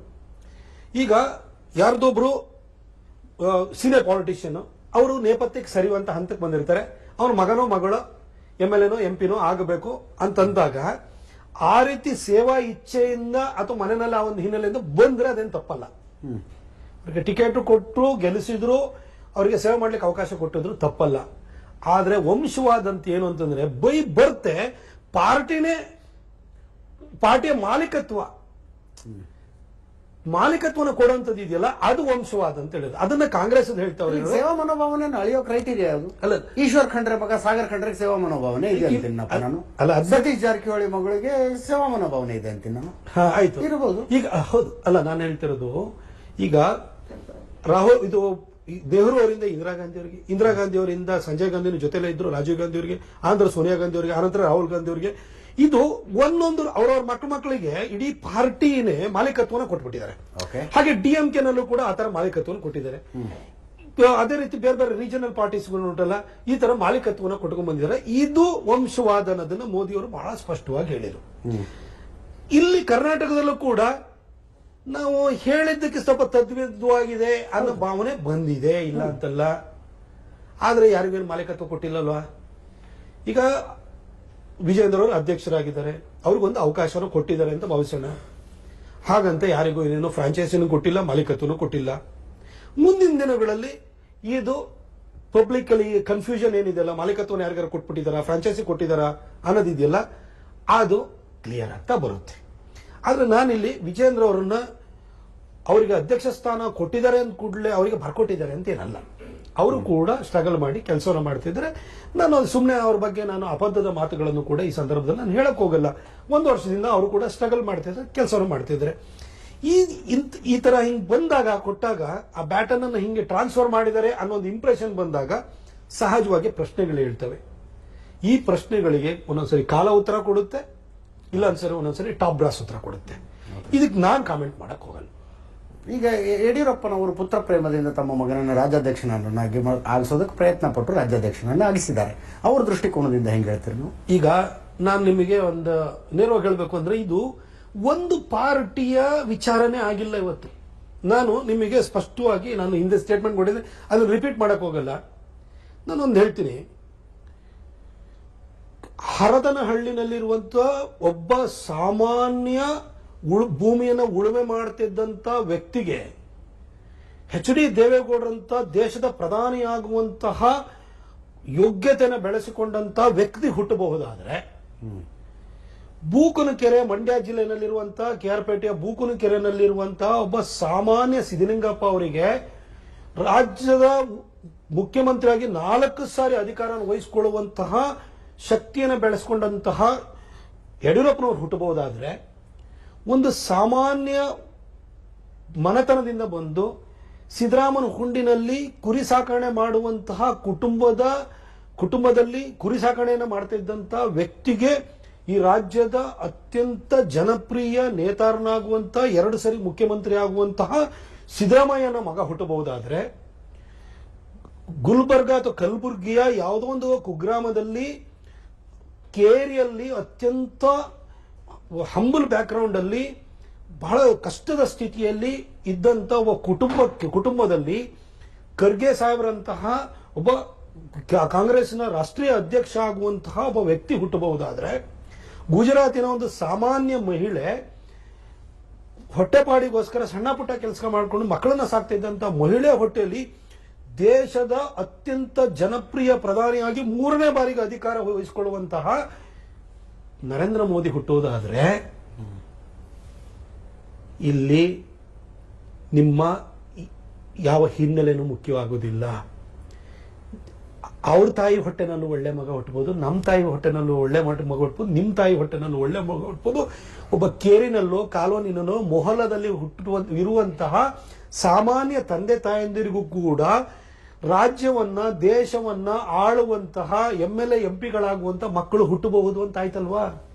ಹಾಗಿರ್ಬೇಕಾದ್ರೆ ನಾನು ನಮ್ಮ ಎಲ್ಲಾ ಸೀನಿಯರ್ ಲೀಡರ್ಗಳನ್ನು ಕೇಳ್ತೀನಿ, ಅದು ಬಿಜೆಪಿ ಮಾತ್ರ ಅಲ್ಲ, ನೀವೊಂದು ಹೇಳ್ತೀನಿ, ಸಿದ್ದರಾಮಯ್ಯನವರು ಮೈಸೂರಿನಲ್ಲಿ ಯತೀಂದ್ರನ್ ಬಿಟ್ರೆ ಯಾರು ಕಾಣಲ್ವಾ? ಅವ್ರ ಮಗನ ಆಲ್ರೆಡಿ MLC ಮಾಡ್ಕೊಂಡ್ಬಿಟ್ಟಿದ್ದಾರೆ. ಅವ್ರ ಚೇರನ್ನು ಇಳಿಸಿದ ಕೂಡಲೇ ನೆಕ್ಸ್ಟ್ ಅವ್ರನ್ನ ಮಂತ್ರಿ ಮಾಡಬೇಕು ಅಂತ ಮಾಡಿದ್ದಾರೆ. ಆಯ್ತು. ಖರ್ಗೆ ಅವರು ಇಡೀ ಕಲಬುರಗಿ ಜಿಲ್ಲೆ ಕಮರುಲ್ಲಾ ಇಸ್ಲಾಂ ಅವರು ಇದ್ರು, ಬಾಬುರಾವ್ ಚಿಂಚನ್ಸೂರ್ ಇದ್ರು, ಉಮೇಶ್ ಜಾಧವ್ ಇದ್ರು. ಇಂತಿಂತ ಲೀಡರ್ಗಳೆಲ್ಲ ಬಿಟ್ಬಿಟ್ಟು ನಿಮ್ಮ ಮಗನೇ ಅವ್ರ ಮಗನೇ ಕಂಡ್ರೆ. ಅದೇ ರೀತಿ ಎಲ್ಲಾ ಲೀಡರ್ಗಳು, ಎಲ್ಲಾ ಪಕ್ಷದವರು, ನಮ್ಮ ಪಕ್ಷ ಇರ್ಬೋದು, JDS ಇರ್ಬೋದು, ನಿಮ್ಮ ಮಕ್ಕಳನ್ನೇ ಕೆಡ್ತಲ್ಲ. ನೀವೇನು ಪುತ್ರ ಕಾಮೇಷ್ಟಿ ಯಾಗವನ್ನು ಮಾಡಿ ಅದ್ಭುತವಾದ ಸೃಷ್ಟಿಯನ್ನು ಮಾಡಿದ್ದೀರಾ? ಹಾಗಾದ್ರೆ ನಿಮ್ ತಂದೆಯವರು ಯಾವ ಯಾಗವನ್ನು ಮಾಡಿದ್ರು? ಇಲ್ಲಲ್ವಾ? ಹಾಗಾಗಿ ಕಂಡೋರ್ ಹೊಟ್ಟೆನಲ್ಲೂ ಕೂಡ ಒಳ್ಳೆ ಮಕ್ಕಳು ಹುಟ್ಟುತ್ತವೆ. ಆ ಮಕ್ಕಳನ್ನು ಕೂಡ ನೀವು ತಂದೆ ಸ್ಥಾನದಲ್ಲಿ ನಿಂತ್ಕೊಂಡು ಸಾಕಿ ಸಲಹಿ ಪ್ರೋತ್ಸಾಹ ಕೊಡುವಂತಹ ದೊಡ್ಡತನವನ್ನು ಮಾಡಿ. ಜೀಸಸ್ ಕ್ರೈಸ್ಟ್ ಇವತ್ತಿಲ್ಲ. Jesus Christ become so famous because of his apostles. Saint Mark, Saint Louis, ಅವ್ರು ನೋಡಿ ಹೇ ಜೀಸಸ್ ಕ್ರೈಸ್ಟ್ ಅಷ್ಟು ಅಂತ ನಿಮ್ಗೆ ಹೇಳಕ್ ನಿಮ್ಮ ಮಕ್ಕಳೇ ಆಗ್ಬೇಕು. ಪ್ರತಾಪ್ ಸಿಂಹನೂ ಹೇಳ್ತಾನೆ, ದೇವರವ್ರು ಕಂಡವ್ರ ಮಕ್ಕಳನ್ನು ಕೂಡ ನಮ್ಮ ದೇವರ ಸ್ಥಾನದಲ್ಲಿ ನಮ್ಮನ್ನು ಕಾಪಾಡಿದ್ರು ಅಂತೇಳಿ ದೇವರಾಜ ಅರಸು ಅಂತಂದ್ರೆ ಈಗ ಎಲ್ಲರೂ ಹೋಗಿ ಇವತ್ತು ಬ್ಯಾಕ್ವರ್ಡ್ ಕ್ಲಾಸ್ ಅಲ್ಲಿ ಅಲ್ಲಿ ಇಷ್ಟು ಲೀಡರ್ಗಳು ಬಂತು ಅಂದ್ರೆ ದೇವರಾಜ ಅರಸು ದೇವರು ದೇವರು ದೇವರು ಅಂತಾರೆ. ಕಂಡೋರ್ ಮಕ್ಕಳು ಅವರೆಲ್ಲ. ಆದ್ರೆ ದೇವರಾಜ ಅರಸು ಅವ್ರ ಸ್ವಂತ ಮಕ್ಕಳು ಅವರಿಗೆ ಆ ಹೆಸರು ತರಲಿಕ್ಕೆ ಆಗ್ಲಿಲ್ಲ.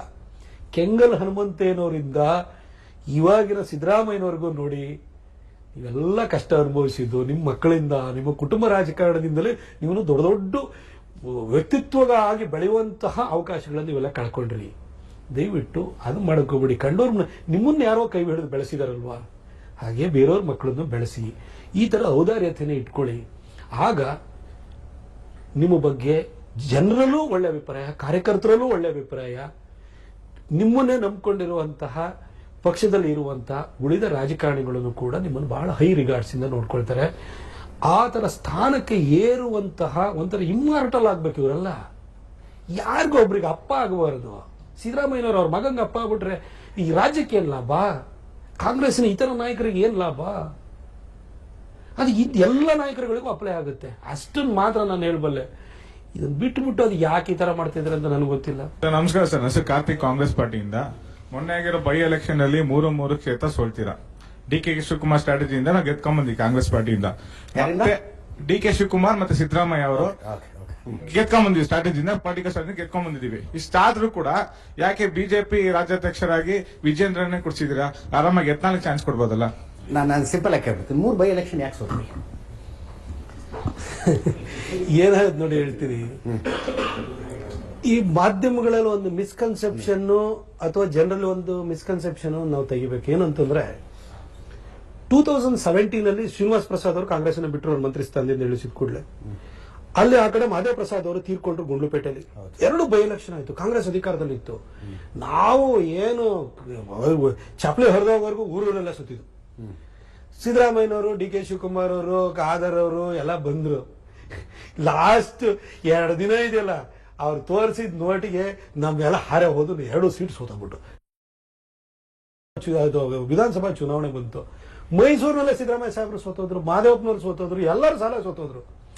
ಅಧಿಕಾರದಲ್ಲಿ ಇರುವವರು ಅವರ ಹಣ ಬಲ ಇನ್ನೊಂದು ಬಲದಿಂದ ಅವ್ರಿಗೆ ಹೇಳ್ತಾರೆ, ಅದನ್ನ ಅಪೋಸಿಷನ್ ಅವ್ರು ಮ್ಯಾಚ್ ಮಾಡೋದು ಬಹಳ ಕಷ್ಟ. ಅದು ಒಂದು ಭಾಗ ಇರುತ್ತೆ. ಹಾಗಂತ ನಾನು ಏನು ಜನ ಹಣಕ್ಕೆ ಮಾರ್ಕೋತಾರೆ ಅಂತ ನಾನು ಹೇಳಲ್ಲ. ಸಿಎಂ ಆಗಿದ್ರು, KR ಪೇಟೆನಲ್ಲಿ ಗೆದ್ದು, ನಾವು ಶಿರಾದಲ್ಲಿ ಗೆದ್ದು. ನೀವೆಲ್ಲ ಚುನಾವಣಾ ಚಾಣಕ್ಯರು ಅಂತ ನೋಡ್ತೀರಿ, ಆಯ್ತಾ? ಈ ಮಹಾರಾಷ್ಟ್ರದಲ್ಲಿ ಶರದ್ ಪವಾರ್ ಚುನಾವಣಾ ಒರಿಜಿನಲ್ ಚುನಾವಣಾ ಚಾಣಕ್ಯ ಅಂತ ಇರ್ತಿದ್ರು, ಆಯ್ತಾ? ಈಗ ಮಹಾರಾಷ್ಟ್ರದಲ್ಲಿ ಏನಾಯ್ತು ಅದು ಬಿಟ್ಬಿಡಿ. ಆಗ ನಾವು 2 ಬೈ ಎಲೆಕ್ಷನ್ ಗೆದ್ದಿದ್ವಲ್ಲ ನಾವು, ಈಗ ಸೋತಿದೀವಿ ನೋಡಿ. ಅದ್ರದ್ದು ಇವಾಗ ಕಾಂಗ್ರೆಸ್ ಅಧಿಕಾರಕ್ಕೆ ಬಂದು 1.5 ವರ್ಷ ಆಗಿದೆ. ಅವರ ಸ್ಕೀಮ್ಗಳು ಈಗ ನಾವೇನದಕ್ಕೆ ತಕರಾರು ಇರ್ಬೋದು, ಅವ್ರ ಸ್ಕೀಮಿಗೂ ಕೂಡ ಒಂದಷ್ಟು ಜನ ಅದ್ರ ಬಗ್ಗೆ ಸದಾಭಿಪ್ರಾಯ ಇಟ್ಕೊಂಡಿರೋರು ಇದ್ದಾರೆ. ಅಭಿವೃದ್ಧಿ ಆಗ್ಲಿಲ್ಲ ಅಂತ ನಾವು ಬೈತಾ ಇದ್ರು ಕೂಡ ಅವರ ಏನು ಈ ವೆಲ್ಫೇರ್ ಸ್ಕೀಮ್ಸ್ಗಳಿಂದಾಗಿ ಬೆನಿಫಿಷಿಯರೀಸ್ ಯಾರಿದ್ದಾರೆ ಅವ್ರಿಗೆ ಗ್ರಾಟಿಟ್ಯೂಡ್ ಇರ್ಬೋದು. ಹಾಗಾಗಿ ಸಿದ್ದರಾಮಯ್ಯ ಸಾಹೇಬರು ಇವಾಗ ಮೂಡ ಇರ್ಬೋದು, ವಾಲ್ಮೀಕಿ ಇರ್ಬೋದು, ಈ ತರ ಹಗರಣ ವಫ್ ಈ ತರದೆಲ್ಲ ವಿಚಾರಗಳು ಬಂದಾಗ ಅವರು ಸಂಕಷ್ಟದಲ್ಲಿದ್ದಾರೆ, ಅವ್ರ ಚೇರ್ ಅಲ್ಲಾಡುತ್ತೆ, ನಾನು ಉಳಿಬೇಕು ಅಂತಂದ್ರೆ ನೀವು ಗೆಲ್ಸಿ ಅಂತಂದ್ರು. ಆಗ ಒಂದು ವರ್ಗ ಪೋಲರೈಸ್ ಆಗ್ಬಿಟ್ಟು ಅವ್ರನ್ನ ಕೈ ಹಿಡಿದಿರ್ಬೋದು.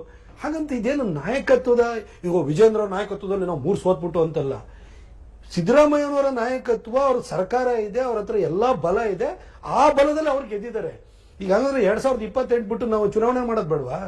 2017ರಲ್ಲಿ ಇದೇ ತರ ಮಾತಾಡ್ತಿದ್ರಿ. 2018ರಲ್ಲಿ ಏನಾಯ್ತು ಅಂತ ನಾವು ನೋಡಿದ್ವಿ.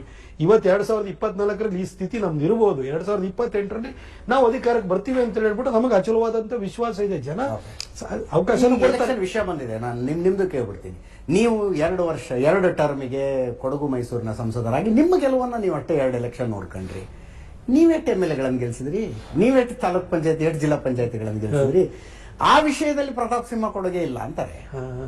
ಏನಾಗುತ್ತೆ ನೋಡಿ, ನನ್ನನ್ನ ಬಹಳ ಜನ ಈ ಫೇಸ್ಬುಕ್ ಇರ್ಬೋದು, ಟ್ವಿಟರ್ ಇರ್ಬೋದು, ವಾಟ್ಸ್ಆಪ್ ಇರ್ಬೋದು, ಈ ತರ ಹುಳ ಬಿಡ್ತಾ ಇರ್ತಾರೆ. ಎಷ್ಟು ಗೆಲ್ಸ್ದ ನಾನು ನಿಮ್ಗೊಂದು ಹೇಳ್ತೀನಿ, ಒಂದು ಅಂಕಿಅಂಶ ಹೇಳ್ತೀನಿ. 2014ರಲ್ಲಿ ನಾನು ಸಂಸದನಾಗಿ ಹೋದಾಗ ಬಿಜೆಪಿ 13 ಕಾರ್ಪೊರೇಟರ್ಸ್ ಇದ್ರು. ಇವತ್ತು 22 ಜನ ಕಾರ್ಪೊರೇಟರ್ಸ್ ಇದ್ದಾರೆ. ಅವನು ಬಿಜೆಪಿ ಪ್ರತಾಪ್ ಸಿಂಹ ಗೆಲ್ಲಿಸಿದ್ನ ಅದನ್ನ. ಸಂಘಟನೆ ನಮ್ದು ಜೋರಾಗಿದೆ ಸಿಟಿಯಲ್ಲಿ, ಹಾಗಾಗಿ ಗೆದ್ದಿದೀವಿ. ನಾವು ಟಿಕೆಟ್ ಕೊಡ್ಬೇಕಾದ್ರೆ ಯೋಚನೆ ಮಾಡ್ಬಿಟ್ಟು ಚೆನ್ನಾಗಿ ಕೊಟ್ಟು ನಾವು ಹೋರಾಟನ ಮಾಡಿದೀವಿ, ಗೆದ್ದು ಮೇಯರ್ ಹಿಡಿದಿದೀವಿ. ನಾವಲ್ಲಿ ಏನೇನೋ ಪಾಲಿಟಿಕ್ಸ್ ಮಾಡ್ಬಿಟ್ಟು ಬಿಜೆಪಿ ಮೇಯರ್ ಆಗಿರ್ಲಿಲ್ಲ ಯಾವತ್ತು. ಡೆಪ್ಯೂಟಿ ಮೇಯರ್ ಸತತವಾಗಿ ನಾನು ಬಂದಾದ್ಮೇಲೆ JDS ಜೊತೆಗೆ ಒಂದು ಟೇಪ್ ಮಾಡಿಸ್ಬಿಟ್ಟು 4 ಸರಿ ಡೆಪ್ಯೂಟಿ ಚೀಫ್ ಮೇಯರ್ ಮಾಡಿಸಿದ್ದೀನಿ. ನಾನು ವರ್ಕ್ಸ್ ಕಮಿಟಿ ಕಿತ್ಕೊಂಡಿದ್ದೀನಿ. ಅದನ್ನ ನಮ್ಗೆ ಬೇಕೇ ಬೇಕು ಅಂತ ಹೇಳ್ಬಿಟ್ಟು ಅದನ್ನ ಪ್ರತಾಪ್ ಸಿಂಹ ಕೊಡುಗೆ ಅಂತ ಹೇಳಲ್ವಾ. ಆಯ್ತು, ಕೊಡಗಿನ ವಿಚಾರಕ್ಕೆ ಹೋಗೋಣ. ಕೊಡಗಲ್ಲಿ 29 ಜಿಲ್ಲಾ ಪಂಚಾಯತ್ ಕ್ಷೇತ್ರದಲ್ಲಿ 21 ನಾವೇ ಗೆದ್ದಿರೋದು. ಆಯ್ತು, ತಾಲೂಕ್ ಪಂಚಾಯತ್ ಇರ್ಬೋದು, ಪಂಚಾಯತಿಯಿಂದ ಹಿಡಿದು ಲೋಕಸಭೆವರೆಗೂ ಬಿಜೆಪಿನೇ ಇರೋದು. ಸಹಕಾರ ಸಂಘ ಇದರಿಂದ ಹಿಡಿದು ಕೃಷಿ ಪತ್ತಿನ ಸಹಕಾರ ಸಂಘ ಹಿಡಿದು DCC ಬ್ಯಾಂಕ್ ವರೆಗೂ ನಾವೇ ಇರೋದು. ಹಂಗಾರೆ ನೀವು ಪ್ರತಾಪ್ ಸಿಂಹನಿಂದ ಅಲ್ಲ.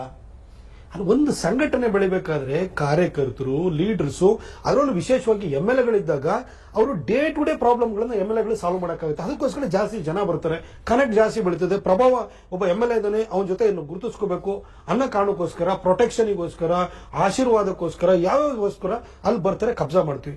ಆಮೇಲೆ ನಮ್ಮ ಹಳೆ ಮೈಸೂರು ಭಾಗದಲ್ಲಿ ಏನು ಅಂತಂದ್ರೆ ವಿಶೇಷವಾಗಿ ಹಾಲಿನ ಒಕ್ಕೂಟಗಳಿದಾವೆ, ಪಾಲಿಟಿಕ್ಸ್ ಅಲ್ಲಿಂದ ಸ್ಟಾರ್ಟ್ ಆಗುತ್ತೆ.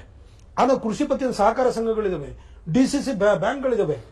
ಇಲ್ಲಿ ನಮ್ಮ ಹುಣಸೂರು, ಪಿರಿಯಾಪಣ್ಣ, ಚಾಮುಂಡೇಶ್ವರಿಯಲ್ಲಿ ನಾವು ಏನೋ ಮಾಡೋ ಸ್ಥಿತಿಯಲ್ಲಿ ಇಲ್ಲ. ಯಾಕಂದ್ರೆ ನಾವು ಅಲ್ಲಿ MLA ಗೆದ್ರು ಕೂಡ ಅದನ್ನು ಉಳಿಸ್ಕೊಳ್ಳೋಕ್ಕಾಗಿಲ್ಲ. ಬೇರೆ ಬೇರೆ ಇಶ್ಯೂಸ್ ಇದೆ. ಅಲ್ಲಿ ಕಾಂಗ್ರೆಸ್ ಮತ್ತೆ JDS, ಒಕ್ಕಲಿಗ ಕಮ್ಯುನಿಟಿ ಸಾಲಿಡ್ಲಿ JDS ಜೊತೆ ಇತ್ತು. ಕಾಂಗ್ರೆಸ್ ಉಳಿದವ್ರನ್ನ ಅದರ್ ಬ್ಯಾಕ್ವರ್ಡ್ ಕಮ್ಯುನಿಟೀಸ್ ಎಲ್ಲ ಒಟ್ಟಿಗೆ ಸೇರ್ಸ್ಕೊಂಡು ಪಾಲಿಟಿಕ್ಸ್ ಮಾಡ್ತಾರೆ. ಈ ಬಿಜೆಪಿ ಫಿಟ್ ಆಗ್ತಾ ಇರಲಿಲ್ಲ.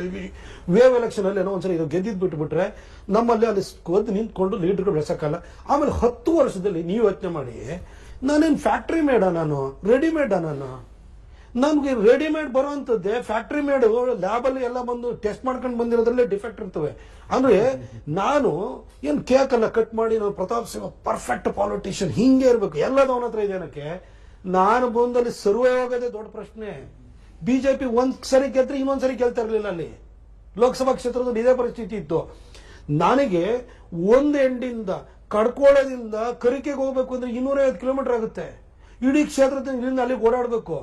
ಆಮೇಲೆ ಅಷ್ಟು ಜನ MLAಗಳು ಇನ್ನೊಬ್ರಿದ್ದಾರೆ, ಪಾರ್ಟಿಯವರು ಸಂಭಾಳಿಸ್ಕೊಂಡು ಹೋಗ್ಬೇಕು. ಇವನ್ನೆಲ್ಲ ಮಾಡಿ ನಾನು 10 ವರ್ಷದಲ್ಲಿ ಪಾಲಿಟಿಕ್ಸ್ ಕಲಿಯಲ್ಲೋ, ಸರ್ವೈವಲ್ ಕಲ್ತ್ಕೊಳ್ಳೋ, ಡೆವಲಪ್ಮೆಂಟ್ ಮಾಡ್ಲೋ. ನಾನೇನ್ ಮಾಡುತ್ತೆ ತಾಯಿ ಚಾಮುಂಡೇಶ್ವರಿ ಮೇಲೆ ಭಾರ ಹಾಕ್ಬಿಟ್ಟು ಬರೀ ಡೆವಲಪ್ಮೆಂಟ್ ಮಾಡ್ಕೊಂಡು ಹೋದೆ ನಾನು. ಹಾಗಾಗಿ ಕೆಲವೊಂದನ್ನ ರಿಸಲ್ಟ್ ನಾವು ಕೊಡೋಕೆ ಹಾಗಾದ್ರೆ ಇವತ್ತಾಯ್ತು. ನಾನು ಇವತ್ತು ಅದಕ್ಕೆ ಹೇಳ್ತಾ ಇದ್ದೆ, ನಾನು ಈ 3 ಬೈ ಎಲೆಕ್ಷನ್ ಸೋತ್ರು ಅಂತ ನಾನು ವಿಜೇಂದ್ರ ಅವ್ರ ಮೇಲೆ ಹೇಳಲ್ಲ. ನಾನು ಕಲೆಕ್ಟಿವ್ ಆಗಿ ಸೋತಿದ್ದೀವಿ ನಾವು. ಅದೇ ರೀತಿ ನಿಮಗೆ ಯಾವುದೋ ಒಂದು ಕ್ಷೇತ್ರ, ಹಾಗಾದ್ರೆ ನೀವು ನಾನು ನೇರವಾಗಿ ಕೇಳಬೇಕು ಅಂತ ಹೇಳಿದ್ರೆ, ಈಗ ಅವರವ್ರ ಲೋಕಸಭಾ ಕ್ಷೇತ್ರ, ನನ್ನ ಲೋಕಸಭಾ ಕ್ಷೇತ್ರದಲ್ಲಿ ಇವತ್ತು ನಮ್ಮ ಅಭ್ಯರ್ಥಿ ಆಗಿತ್ತು ಅಂತ ಗೆದ್ದಿಲ್ವಾ? ಯಾಕೆ ಗೆದ್ರು? 10 ವರ್ಷ ನಾನು ಮಾಡಿರೋಂಥ ಒಳ್ಳೆ ಕೆಲಸದಿಂದ ಗೆದ್ದಿರೋದಲ್ವಾ? 2004ರಲ್ಲಿ ಅವ್ರ ತಂದೆ 3ನೇ ಪ್ಲೇಸಿಗೆ ಹೋಗಿದ್ದಾರೆ. ಇವತ್ತು ಬಿಜೆಪಿ ಕೊಡಗು ಮತ್ತು ಮೈಸೂರು ಬಿಜೆಪಿ ಭದ್ರಕೋಟೆ ಆಗಿದೆ ಅಂದ್ರೆ ಇದರಲ್ಲಿ ನನ್ನ ಡೆವಲಪ್ಮೆಂಟ್ ವರ್ಕ್ದು ಕೊಡುಗೆ ಇಲ್ವಾ? ನಮ್ಮ ಸಿದ್ಧಾಂತಕ್ಕೆ ಪೂರಕವಾಗಿ ನಾನು ಇಷ್ಟೆಲ್ಲ ಹನುಮಾನ್ ಜಯಂತಿನ ಮಾಡಿಸಿದೆ. ಇವತ್ತೆಲ್ಲ ಕಡೆಗೆ ಅದು ಸ್ಪ್ರೆಡ್ ಆಯಿತು, ಅದಾಗಿಲ್ವಾ? ಅಷ್ಟು ಮಾತ್ರ ಅಲ್ಲ, ಇದೇ ಬಿಜೆಪಿ ಅವರು ನನಗೆ ಏನ್ ಕೊಡುಗೆ ಅಂತ ಹೇಳಿ ಕೇಳ್ತಾರಲ್ಲ, ಬಿಜೆಪಿ ಭಾಷಣ ಮಾಡ್ತಿದ್ದೆ ನಾನು ಲೇಖನ ಓದ್ಕೊಂಡ್ಬಿಟ್ಟು VS ಆಚಾರ್ಯರಿಂದ ಫೋನ್ ಮಾಡಿ ನಂಗೆ ಹೇಳಿದ್ದಾರೆ. ಆಯ್ತಾ, ನಾನು ಅವ್ರದ್ದು ಐಡಿಯಾಲಜಿಕಲಿ ಒಂದು ಪಾರ್ಟಿನ ನಾನು ಬೆಳೆಸೋದಕ್ಕೆ ನನ್ನ ಪ್ರಯತ್ನ 25 ವರ್ಷಗಳಿಂದ ಹಿಂದಿಂದ ನಡೆದಿಲ್ವಾ? ಯಾರು ಬಾವುಟ ಕಟ್ಟೋರು, ಬ್ಯಾನರ್ ಕಟ್ಟೋರು, ಬಂಟಿಂಗ್ ಕಟ್ಟೋರು ಮಾತ್ರ ಪಾರ್ಟಿ ಕಟ್ಟೋದಲ್ಲ, ಮನಸ್ಸುಗಳನ್ನ ಬದಲಾಯಿಸಬೇಕಲ್ಲ, ಥಾಟ್ ಪ್ರೊಸೆಸ್ ಅನ್ನ ಕೊಡ್ಬೇಕಲ್ಲ. ಆ ಕೆಲಸನೂ ನಾನು ಮಾಡಿದ್ದೀನಲ್ಲ, ಇದು ನನ್ನ ಕಾಂಟ್ರಿಬ್ಯೂಷನ್ ಅಲ್ವಾ? ನ್ಯೂಸ್ ಅವರ್ ಸ್ಪೆಷಲ್ ನಲ್ಲಿ ಇನ್ನೊಂದು ಸಣ್ಣ ಬ್ರೇಕ್ ನ ಸಮಯ. ಪ್ರತಾಪ್ ಸಿಂಹ ಅವರ ಜೊತೆಗಿನ ಚರ್ಚೆಯನ್ನ ಮುಂದುವರಿಸ್ತಾ ಇದ್ದೀನಿ. ನಮಸ್ಕಾರ, ಅರುಣ್ ಪರಮೇಶ್ವರ್ ಅಂತ, ಸಾಮಾಜಿಕ ಹೋರಾಟಗಾರ. ತಾವು ಹಿಂದುತ್ವದ ಬಗ್ಗೆ ಮಾತಾಡ್ತಾ ಇದ್ರಿ. ನಾವು ಬಿಜೆಪಿ ಹಿಂದುತ್ವ, ನಾವು ಹಿಂದುತ್ವದ ಪ್ರತಿಪಾದನೆಯಲ್ಲಿ ಪಕ್ಷ ಕಟ್ಟಿದೀವಿ ಅಂತ. ನೀವು ಹಿಂದುತ್ವದ ಮೇಲೆ ಪಕ್ಷ ಕಟ್ತೀರಾ, ಬರೀ ಎಲೆಕ್ಷನ್ ಬಂದಾಗ ಮಾತ್ರ ಹಿಂದುತ್ವನ ನಿಮ್ದು, ಇಲ್ಲ ಯಾವಾಗ್ಲೂ ಹಿಂದುತ್ವದ ಕಾರ್ಯಕರ್ತರ ಜೊತೆ ಇರ್ತೀರಾ ಅಂತ ಒಂದ್ ಪ್ರಶ್ನೆ. ಆಮೇಲೆ ಹಿಂದುತ್ವಕ್ಕೆ ಕಾರ್ಯಕರ್ತರು ಹಿಂದುತ್ವದ ಬಗ್ಗೆ ಹೋರಾಟ ಮಾಡಿದಾಗ ಕಾರ್ಯಕರ್ತಗಳ ಅನ್ಯಾಯದ ಕಾರ್ಯಕರ್ತರ ಮೇಲೆ ಕೇಸ್ ಆಗ್ತಾ ಇದ್ದಾರೆ. ಆತರ ಆದಾಗ ನೀವು ಕೆಲವು ಬೆರಳೆಣಿಕೆಯಷ್ಟು ನಾಯಕರು ಮಾತ್ರ ಬರ್ತಾ ಇದ್ದೀರಾ ಹೊರತು ಮಿಕ್ಕಿದವ್ರು ಯಾಕೆ ಹಿಂದುತ್ವಕ್ಕೆ ಅಷ್ಟೊಂದು ಒತ್ತು ನೀಡ್ತಾ ಇಲ್ಲ? ಯಾಕೆ ನೀವು ಬಿಜೆಪಿ ಬರೀ ಎಲೆಕ್ಷನ್ ಬಂದಾಗ ಹಿಂದುತ್ವ ಬೇಕು, ಹಿಂದೂ ಕಾರ್ಯಕರ್ತರು ಬೇಕು, ಎಲೆಕ್ಷನ್ ಬಂದ್ಮೇಲೆ ಬೇಡವಾ ನಿಮ್ಗೆ? ಯಾಕೆ ಸರ್ ಈ ತರ ಆಗ್ತಾ ಇದೆ? ಇದಕ್ಕೆ ಸ್ಪಷ್ಟ ಕಾರಣ ಕೊಡಿ ಸರ್.